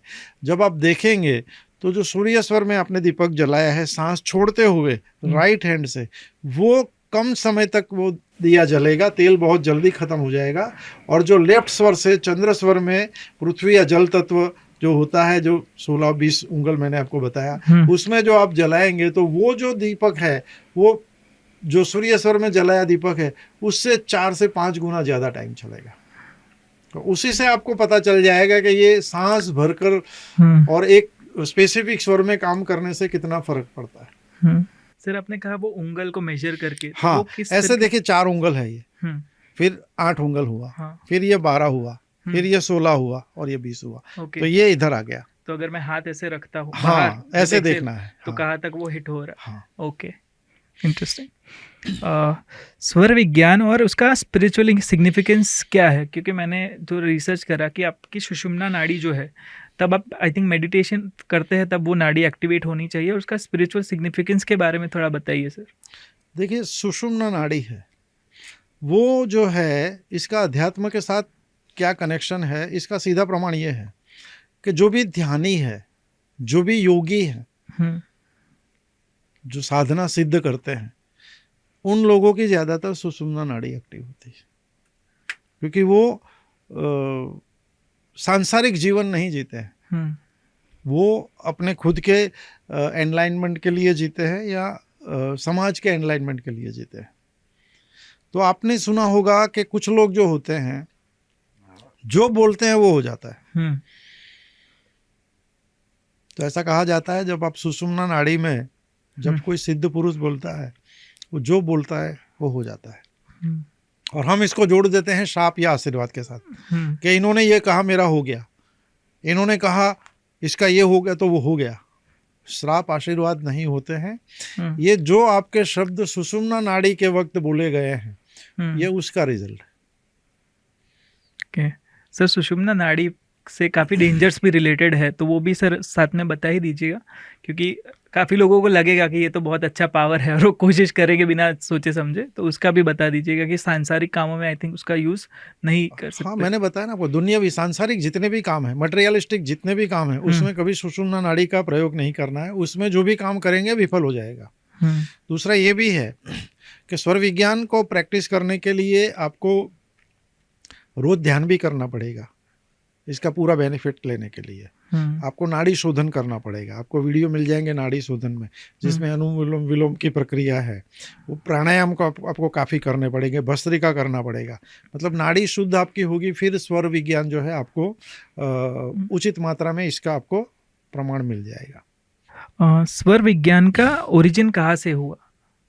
देखिए, अभी हमारे जितने भी शास्त्र हैं उसका आपको ओरिजिन आप ढूंढने वैसे जाओगे तो वो ढूंढना बहुत मुश्किल है। लेकिन जहाँ तक मेरी पढ़ाई है, जो मेरा अभ्यास हुआ है, तो ये जो स्वर विज्ञान जो है, इसकी ऐसा कहा जाता है उत्पत्ति शिव स्वरोदय से हुई। एक ग्रंथ है, इसका मूल ग्रंथ है जो शिव स्वरोदय है। और इसको ऐसा कहा गया है माता पार्वती और महादेव, जो शंकर भगवान जिसे हम कहते हैं, उनके बीच के संवाद का ग्रंथ है। जैसे महाभारत गीता क्या है, जैसे गीता कृष्ण भगवान और अर्जुन के बीच का जो युद्ध भूमि में संवाद हुआ, वो संवाद जो है वो गीता है। ऐसे ही शिव जी और माँ पार्वती के बीच का जो संवाद है वो शिव स्वरोदय ग्रंथ है, जिसमें पृथ्वी की, ये ब्रह्मांड की उत्पत्ति कैसे हुई, कौन से तत्व से हुई, इंसान को जीने के लिए क्या क्या करना चाहिए, सांस का क्या महत्व है, वो सारी चीज़ें सवाल जवाब से निकल के आई है। अब माइथोलॉजिकली इसको आप कितना मानते हैं नहीं मानते, ये अपनी श्रद्धा का विषय है, लेकिन ओरिजिनेट ये ऐसे हुआ। फिर जो विद्वान लोग हुए, जो ऋषि लोग हुए, उन लोगों ने इसको डिकोड किया, क्योंकि पहले के ज़माने में लिखने का इतना ज़्यादा नहीं था, तो सारी चीज़ें सूत्रों में होती थी, मंत्रों में होती थी। इसीलिए आप ग्रंथ का नाम पढ़ेंगे तो ब्रह्म सूत्र, योग सूत्र। ये सूत्र क्या है? सूत्र एक श्लोक होता है, एक मंत्र होता है, जिसको आपको डिकोड करना पड़ता है, और वो कोई विद्वान ही कर सकता है, नहीं तो इसका अर्थ का अनर्थ हो सकता है। तो उन शिव स्वरोदय के मंत्रों को, उस श्लोकों को काफ़ी विद्वान, काफ़ी गुरुजनों लोगों ने अपने हिसाब से इसको डिकोड किया, और डिकोड करके फिर इसको जन समूह तक इसको लेके आए। इंटरेस्टिंग। सर, कुछ छोटी छोटी चीज़ें हैं कि जो रोज़मर्रा की लाइफ में लोग कर सकते हैं। फॉर एग्जांपल कि कोई फीमेल है जो घर में रसोई कर रही है, तो उस वक्त स्वर का किस तरीके से वो इस्तेमाल कर सकते हैं? देखिए, फीमेल जो है ये किसी भी घर का मुख्य आधार होती है ना। तो उनके लिए मैं कुछ बहुत ही रोचक बातें बताने वाला हूँ। सबसे पहले आप जब भी कुछ भी घर की ग्रोसरी खरीदने जाए, करियाना जिसे बोलते हैं, तो कोशिश करें वो आप चंद्र स्वर में खरीदें, और आपके पृथ्वी या जल तत्व चल रहा हो, जल तत्व चल रहा हो तो सबसे बढ़िया है, ठीक है, उसमें खरीदे। और पैसा भी आप दें, खरीदे मतलब पैसा दे चंद्र नाड़ी में सांस भरते हुए, और सामान भी ले चंद्र नाड़ी में सांस भरते हुए। तो ये हो गया shopping of your grocery while inhaling and चंद्र स्वर और जल तत्व या पृथ्वी तत्व, मतलब 16 या 20 उंगल आपका चल रहा है उस टाइम। एक ये हो गया, तो आपका जो सामान है वो लंबे समय तक चलेगा। फिर आप कुक जब करती है, जब आप खाना बनाती है, उस टाइम आप जब गैस भी जलाती है तो भी आप देखें कि वो आप चंद्र स्वर में जला रही है। फिर जो बनाती है, आप तेल डाल के कुछ भी बनाती है, तो उस टाइम भी कोशिश करें कि आपका चंद्र स्वर चल रहा है। तो वाइल इनहेलिंग शुरू करते वक्त चंद्र स्वर रखें तो खाना बढ़िया भी बनेगा और लोगों को मज़ा भी आएगा, और उसमें जो तेल यूज़ होता है वो भी कम यूज़ होगा। जैसे आप कुछ फ्राई कर रहे हैं, पूड़ियाँ तल रहे हैं, पकौड़ों तल रहे हैं, तो आप ये आजमा के देखना कि अगर आप ये करते हुए अगर चंद्र स्वर में, पृथ्वी या जल तत्व में आपने ये किया, तो आमतौर पर आपका जितना तेल खर्च होता था उससे कम तेल में ये बन पाएगा। फीमेल और क्या कर सकती है कि आप जब भी किसी अच्छे मौके पे कहीं जाती है, तैयार होके कपड़े खरीद नए लाते हैं, तो जब भी नया कपड़ा आप खरीदते हैं तो कोशिश करें वो चंद्र स्वर में सांस लेते हुए पहने। और जैसे आप कुछ पहनते हैं तो उसमें हाथ या पैर आपको डालना पड़ता है, तो उस टाइम आप ये कोशिश करें कि आपका चंद्र स्वर चल रहा है तो लेफ्ट आप हाथ डालें और पैर भी लेफ्ट डालें। तो चंद्र स्वर में कपड़े पहनेंगे तो भी वो जो जिस काम के लिए आप जा रहे हैं वो काम की सफल होने की संभावनाएं बढ़ जाएगी। आप अगर ब्यूटिफिकेशन कर रही है, मेकअप कर रही है, कुछ लगा रही है, तो भी कोशिश करें आप जो है चंद्र स्वर में करें। और बाएं हाथ से करे, सांस भर कर करे, इतना करके देखे, चमत्कार हो जाएगा। इंटरेस्टिंग। कोई बिजनेस कर रहा है और उसको अपनी सेल्स बढ़ानी है और वो उसने हर चीज़ कोशिश कर ली पर बिजनेस बढ़ नहीं रहा है, तो वो उसमें स्वर विज्ञान कैसे हेल्प कर सकता है? देखिए, कोई भी बिजनेसमैन है, जैसे कोई दुकानदार है ना, जिसमें कस्टमर आते हैं और उनको कुछ देना है, कस्टमर को दिखाना है। कई बार ऐसा होता है, कस्टमर आया, 10 चीज़ें दिखाई, है ना, लेकिन एक भी पसंद नहीं आई। और कई बार ऐसा होता है कि 3 बताई, लेने आया था एक और 3 लेके चला गया। ऐसा भी होता है, हमारे साथ भी होता है। तो अगर कोई भी बिजनेस है, कोई दुकानदार है और जिसको चीज़ें बेचनी है ओवर द काउंटर, तो वो एक प्रैक्टिस करे कि वो सूर्य स्वर में कोशिश करे कि सूर्य स्वर में वो अपनी चीज़ जो है वो खरीदे। पहले तो मार्केट से जो भी खरीद करते हैं वो सूर्य स्वर में खरीदे और सांस भर के खरीदे, ठीक है। और जब भी किसी को देना चाहें तो वो दिखाए भी सूर्य स्वर में, सांस भरते हुए। जैसे मैं कुछ दे रहा हूं तो सांस भरूंगा सूर्य स्वर में और राइट हैंड से दूंगा। लेकिन अगर उस वक्त नहीं चल रहा है तो कोशिश ये करे सांस भरकर चंद्र स्वर में, मतलब जो स्वर चल रहा है उसमें दे। तो सांस भरकर जो दिखाएंगे तो आपका सेल बढ़ जाएगा। अगर ऑनलाइन कुछ ट्रेडिंग कर रहे हैं, कुछ खरीदा, तो उस टाइम भी आप देखेंगे उसको एंटर भी आप कर रहे हैं तो उसी हाथ से करें, सांस भर के, जो आपका स्वर चालू है। लेकिन ट्रेडिंग के लिए सबसे ज्यादा प्रभावशाली होता है सूर्य स्वर। सर, ये जो विज्ञान है, जैसे आपने कहा, इट्स अ सुप्रीम साइंस और ये हमारे खुद की ही धरोहर है, तो आजकल इसका अवेयरनेस क्यों नहीं है? क्योंकि जितना मेरा समझ है, पहले हमारे गुरुकुलों में ये सारी चीज़ें सिखाई जाती थी, तो वो अवेयरनेस क्यों नहीं हुई? देखिए, क्या हुआ कि आप स्वर विज्ञान को नहीं है, आप किसी भी चीज़ को लेके देख लो आप, मतलब जितनी भी ये साइंस है, ये ऐसा था कि पहले तो ये अवेलेबिलिटी आम लोगों के थी ही नहीं। ये कुछ गुरुओं के लिए थी या कुछ राजाओं के लिए थी, मतलब आम के लिए नहीं था, ये खास के लिए था। तो नीचे पहुंचा नहीं और over the period of time ये लुप्त हो गया। लेकिन कई रिलीजियन में, कई संप्रदाय में इसका चलन है। जैसे मैं आपको बताऊं, जैन समाज, तो जैन समाज के जितने भी महाराज साहब होते हैं, जो उनके जैन मुनि होते हैं, उन लोगों में काफ़ी जैन मुनियों ने इस पे संशोधन किया और इस पे उन्होंने ग्रंथ भी लिखे। तो फिर ये जो है वो अपने प्रवचन में लोगों को बताने लगे। जैसे किसी और ने कुछ सीखा तो ऐसे फिर मार्केट में आना लगा, है ना। क्योंकि पहले सीखने के लिए भी कुछ स्पेसिफिक कैटेगरी के लोगों को ही सीखना भी अलाउ था, है ना। जिसका काम मजदूरी का है मजदूरी करेंगे, जिसका बिजनेस का है बिजनेस करेंगे, जिसका काम लड़ना है लड़ेंगे। तो ये स्पेसिफिक काम था। लेकिन अभी क्या है कि पूरी दुनिया जो है अभी ओपन हो गई है। Everything is available on your finger tips, है ना। और इसका जैसे ही लोगों ने प्रैक्टिस में लाए, जैसे ही इसके फायदे समझे, तो वैसे ही ये फिर से अभी चलन में आ गया। अभी काफ़ी लोग इसको सीख भी रहे हैं, सिखा भी रहे हैं। तो अवेयरनेस बढ़ा है, क्योंकि ये टेक्नोलॉजी का ज़माना है।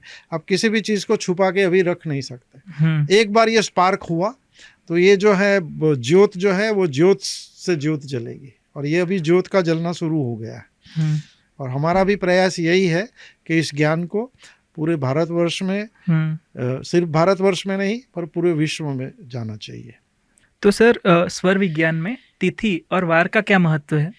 बहुत ही अच्छा सवाल है। अगर आपको स्वर विज्ञान प्रैक्टिस करना है तो मैंने जो जो सिखाया है वो तो उतना ही इम्पोर्टेंट है, लेकिन इसका पूरा अगर बेनिफिट लेना है तो तिथि और वार के गणित को समझना बहुत ज़रूरी है।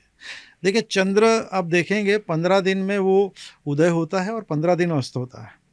तो जो उदय की तिथियां हैं 15, जिसको हम शुक्ल पक्ष बोलते हैं, है ना, अमास के बाद जो 15 दिन होते हैं, तो वो 15 दिन है, उसमें पहले 3 दिन जो होते हैं शुक्ल पक्ष के, वो आपके चंद्र स्वर के हैं। फिर बाद के 3 दिन जो है वो सूर्य स्वर। ऐसे 3 दिन जो है वो उस पर बदलते हैं। तो शुक्ल पक्ष के 9 दिन जो है वो चंद्र के हैं और 6 दिन है सूर्य के। मतलब पहले 3 दिन चंद्र के, फिर 3 दिन शुक्र के, फिर चंद्र, फिर सूर्य और फिर चंद्र। तो ऐसे आपको देखना है। शुक्ल पक्ष में पहले 3 तिथियां जो होती है वो चंद्र की, और कृष्ण पक्ष जिसमें पूर्णिमा के बाद के जो 15 दिन है, जिसमें चंद्र घटता जाता है, उसमें पहले दिन आपके सूर्य स्वर के हैं ओके। और उसके बाद के 3 दिन जो है वो चंद्र स्वर के हैं। तो इसमें कृष्ण पक्ष में आपकी जो तिथियां हैं वो 9 तिथियां जो है वो सूर्य स्वर की है और 6 तिथियां चंद्र स्वर की है। और उसी के साथ वार का भी इम्पोर्टेंस है। जैसे सोम, बुध, गुरु, शुक्र, ये 5 दिन ये जो आपके 4 दिन है, ये सोम, बुध, गुरु, शुक्र, ये चंद्र स्वर के। और शनि, रवि और मंगल, ये 3 दिन जो है ये सूर्य स्वर के। तो अब इसको समझना कैसे है कि आपको उठना जो है वो तिथि के हिसाब से है, लेकिन काम जो करना है वो उसमें वार का ध्यान रखना है। जैसे आप सूर्य स्वर का काम करना चाहते हैं तो सूर्य स्वर की तिथि और सूर्य स्वर के दिन, मतलब शुक्ल पक्ष हुआ तो पहले 3 दिन जो हुए उस शुक्ल पक्ष में वो चंद्र के हैं। तो उस टाइम अगर दिन भी चंद्र के हो गए, सोमवार हो गया, बुधवार हो गया, गुरुवार, मतलब मैचिंग ऑफ तिथीज एंड डेज, वो काम में आपको बहुत मदद रूप कर सकते हैं। तो तिथि और वार के हिसाब से मैच करके जब काम करते हैं तो आपका दिन जो है वो बढ़िया जाता है। जैसे आज का ही मैं बताऊं आपको, तो आज चतुर्थी है, आज कृष्ण पक्ष की चतुर्थी है ना। तो आज का दिन क्या हुआ, सूर्य का हुआ। चतुर्थी है तो चंद्र का, आज का पहला जो पहले 3 दिन है कृष्ण पक्ष में, जो पहले ये भाद्रपद चल रहा है हमारे यहाँ गुजरात में। तो आज का दिन जो है वो सूर्य का है, दिन भी सूर्य का है, शनिवार है ना, और तिथि भी सूर्य की है। तो आज उस पॉडकास्ट का दिन जो हमारा है, तो अगर तिथि और वार के हिसाब से देखें तो परफेक्ट है। तो ऐसे देख के चलना है। चंद्र स्वर में आपका सोम, बुध, गुरु, शुक्र, और सूर्य स्वर में आपका मंगल, शनि और रवि। इसको मैच करेंगे तो काम आपके अच्छी तरह से होंगे। ओके। तो सर आपके बारे में अभी थोड़ा बहुत बताइए। जितना मुझे पता है आपने वास्तुशास्त्र किया, ये सारे विज्ञान के आपको समझ है, तो आपने कब से शुरू किया और किस चीज़ ने आपको मोटिवेट किया था ये सारी चीज़ें सीखने के लिए? तो आपके बारे में थोड़ा बताइए अभी। देखिए, मेरा बैकग्राउंड ऐसा है, पहले मैं एक गवर्नमेंट ऑफिसर था और गुजरात राज्य के हेल्थ डिपार्टमेंट में जॉब करता था मैं। और जब मैंने जॉब छोड़ी तब मैं प्लानिंग ऑफिसर की हैसियत से काम कर रहा था। तो 2010 में कुछ घटनाएं ऐसी हुई, डेस्टिनी की एक डिज़ाइन थी कि 2010 में मैंने जॉब को छोड़ा। लेकिन छोड़ने से 2-3 साल पहले ऑफिस में इंटरनेट हुआ करता था, तो कुछ ना कुछ क्यूरियोसिटी की वजह से मैं सब पढ़ता रहता था अपने फालतू वक्त में। मैं कुछ और नहीं करता था, लेकिन मैं रिसर्च करता रहता था क्योंकि क्यूरियोसिटी वाला नेचर था। तो वो पढ़ने में ये वास्तु भी आया दिमाग में, एस्ट्रोलॉजी भी दिमाग में आया, और लॉजिकल माइंड था तो उसमें जो लिखा था उसको हकीकत के साथ जोड़कर देखना शुरू किया। जब जोड़कर देखना शुरू किया तो लगा कि नहीं, इसमें दम है। और जैसे ही पता लगा कि ये तो वाकई में ऐसा होता है, फिर इसको जॉब छोड़ने के बाद ऑफिशियल पढ़ना शुरू किया। तो पहले वास्तु किया, फिर न्यूमरोलॉजी किया, फिर एस्ट्रोलॉजी किया, और उसी बीच में ये करते करते स्वर विज्ञान भी इसके बारे में भी जानने को मिला। और जब जानने को मिला तो इसको थोड़ा थोड़ा प्रैक्टिस में लाए। इतना पता था कि बाईं करवट सोने से खाना हजम होता था, सिर्फ इतना ही पता था स्वर के बारे में। तो फिर रिलेट हुआ कि ये तो स्वर विज्ञान से रिलेटेड है। और फिर चीज़ों को, जैसे आप कुछ भी पढ़ते हैं, कुछ भी जानते हैं, लेकिन जब तक उसको अप्लाई नहीं करते आपको उसकी स्ट्रेंथ का पता नहीं चलता। जैसे ही मैंने इसको अपनाना शुरू किया, रिजल्ट आपके सामने है। मैं अभी आई एम रनिंग 63, ठीक है ना। फिर भी मेरा डाइजेशन बिल्कुल ठीक है, मेरे हेल्थ के सारे पैरामीटर्स बिल्कुल ठीक है।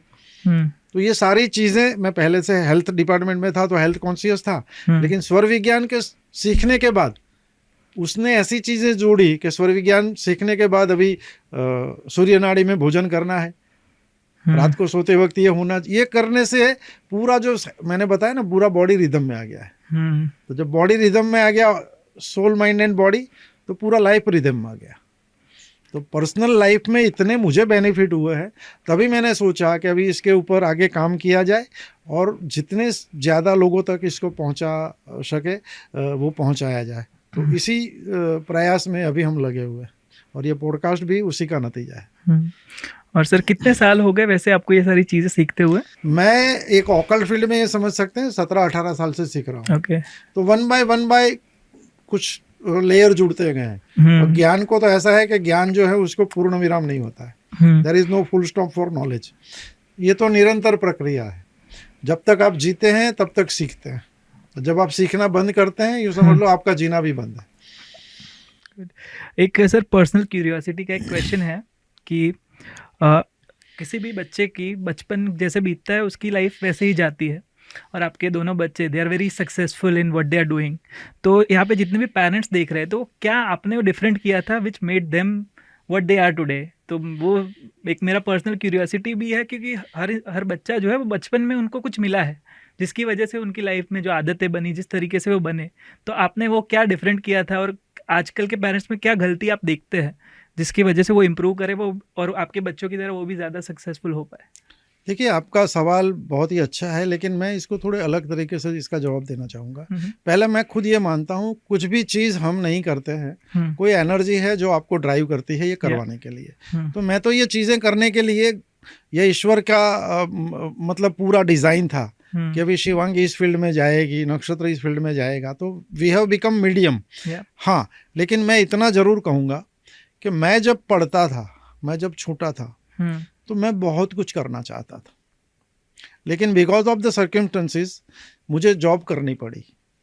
तो उस टाइम मैंने सोचा था कि परिस्थितियों ने मुझे वो नहीं करने दिया जो मैं करना चाहता था। तो मैं आई विल मेक श्योर कि मेरे जब भी बच्चे होंगे तो उनको मैं अपनी कोई इच्छा नहीं थोपूंगा, और मैं वो सब करने दूंगा उनको जो वो करना चाहते हैं। ये मेरा डिज़ायर पहले से था। तो फिर जैसे शिवांगी और नक्षत्र जैसे पढ़ाई में आगे थे, वो दोनों मतलब पढ़ाई में दोनों इतने अव्वल थे कि अगर मैं चाहता या अगर वो भी चाहते तो वो डॉक्टर, इंजीनियर, आईएएस या कुछ भी अपने फील्ड में जहां वो जाना चाहते वो बन सकते थे, but they never desired for it. एक उनके अंदर इनबिल्ट एक पैशन ईश्वर ने ही शायद डाला होगा। तो एज अ पेरेंट मैंने और मेरी वाइफ ने ये कभी हमने नहीं चाहा कि आप ये करो, ट्रेंड के साथ हम नहीं गए। वी ऑलवेज डिसाइडेड कि भाई हम हमारे बच्चे, और जिस तरह से वो पढ़ रहे थे, जिस तरह से वो काम कर रहे थे, हमें पता था कि ये इनमें कुछ एक्स्ट्रा एबिलिटी है। तो मुझे इतना पता था कि ये जिस भी फील्ड में जाएंगे अव्वल करेंगे। दिस वॉज माई कॉन्फिडेंट, और मेरी वाइफ का भी यही कॉन्फिडेंस था। तो हमने बच्चों को कभी ये नहीं कहा कि आप इसमें जाओ या इसमें जाओ। हमने ये कहा आपको जो करना है करो, we are here to encourage you, we are here to support you. Parents का काम क्या होता है कि बच्चों को सही मार्गदर्शन करे और सजेशन दे, कोई चीज करने के लिए कंपेल ना करे, है ना। क्योंकि आपको आकाश में उड़ने के लिए खुला आकाश चाहिए, और दूसरे चाहिए आपको पंख, है ना। पंख तो उनके पास होते हैं, पेरेंट्स को उनको आकाश देना है, प्लेटफॉर्म देना है। तो आपके बच्चे में अगर टैलेंट होगा तो जिस फील्ड में जाएगा वो अव्वल होगा। तो बच्चों को ये बनो या ये ना बनो ये नहीं होना चाहिए। मेरे अनुभव से बता रहा हूँ, मैं कोई सलाह नहीं दे रहा हूँ, लेकिन मैं चाहता हूँ कि बच्चों को अगर अपने किसी भी फील्ड में आगे बढ़ना है तो उनको अपने पैशन के हिसाब से आगे बढ़ना चाहिए। और पेरेंट्स का काम ये है कि कोई गलत संगत में ना पड़े, कोई गलत काम ना करे, ये वॉच करना जरूरी है। लेकिन किस फील्ड में आगे जाना है उसमें सबसे पहले ये देखना है कि उसमें उनका खुद का इंटरेस्ट कितना है।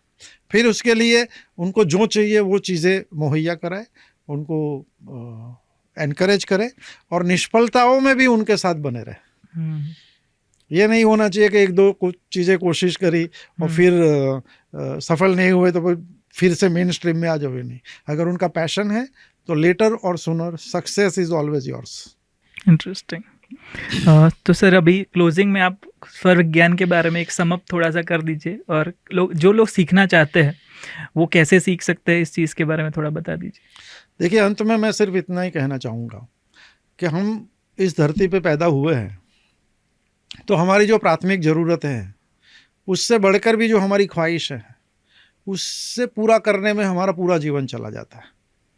तो मैं ये कहना चाहूँ कि जो भी आप पाना चाहते हैं वो बेशक आप ख्वाहिश रखें, लेकिन अगर आपने स्वर विज्ञान को समझ लिया अगर इसको लाइफ में प्रैक्टिस करने लगे तो आप जो पाना चाहते हैं वो तो पा सकेंगे, लेकिन आप एक अच्छी, हेल्दी और लंबी लाइफ भी जी सकेंगे। और अगर आप हेल्दी हैं, अगर आप स्वस्थ हैं, अगर आप में भरपूर एनर्जी है, तो ना सिर्फ आप अपने परिवार के लिए अच्छा कर सकते हैं, अपने राष्ट्र के लिए भी योगदान कर सकते हैं। क्योंकि जितना सिटीजन हेल्दी होगा, जितना एनर्जेटिक होगा, जितना एक्टिव होगा, उस देश का जीडीपी भी उतना बढ़ेगा। आपकी सोच अच्छी होगी तो आपके कंट्री का एक अच्छे कंट्री में नाम भी आएगा। जो हैप्पीनेस इंडेक्स जो होता है ना, आपका वेल्थ कितना है वो इम्पोर्टेंट नहीं है, हैप्पीनेस के इंडेक्स में आप कितने आगे हो, वो इस देश का हैप्पीनेस का इंडेक्स भी काफ़ी ऊपर जाएगा। तो स्वर विज्ञान सबको सीखना चाहिए और ये बहुत कम जगह सिखाया जाता है। तो हम भी कोशिश कर रहे हैं कि बहुत जल्द एक किताब भी इसकी आ जाए और एक कोर्स भी इसके ऊपर लॉन्च किया जाए, जो कैटेगरी वाइज होगा, महिलाओं के लिए, स्टूडेंट के लिए, है ना, बिजनेसमैन के लिए। तो अलग अलग कैटेगरी के लिए हम अलग अलग कोर्स भी डिज़ाइन कर रहे हैं, जो बहुत जल्द ही लोगों के लिए उपलब्ध हो जाएगा। उसके लिंक्स हम इस पॉडकास्ट के नीचे ही रख देंगे, तो जितने भी लोगों को आपको कांटेक्ट करना है वो कर पाएंगे। Definitely. Okay, thank you sir, it's a great podcast और काफ़ी नई चीज़ें सीखने को मिली, सो रियली थैंक। मुझे भी बहुत खुशी हुई, क्योंकि ये आपने, मैं जो मिशन लेके चला हूँ उस मिशन को आगे ले जाने में ये पॉडकास्ट काफ़ी मदद करेगा, इसलिए मैं आपका भी धन्यवाद करता हूँ। Thank you. Thank you.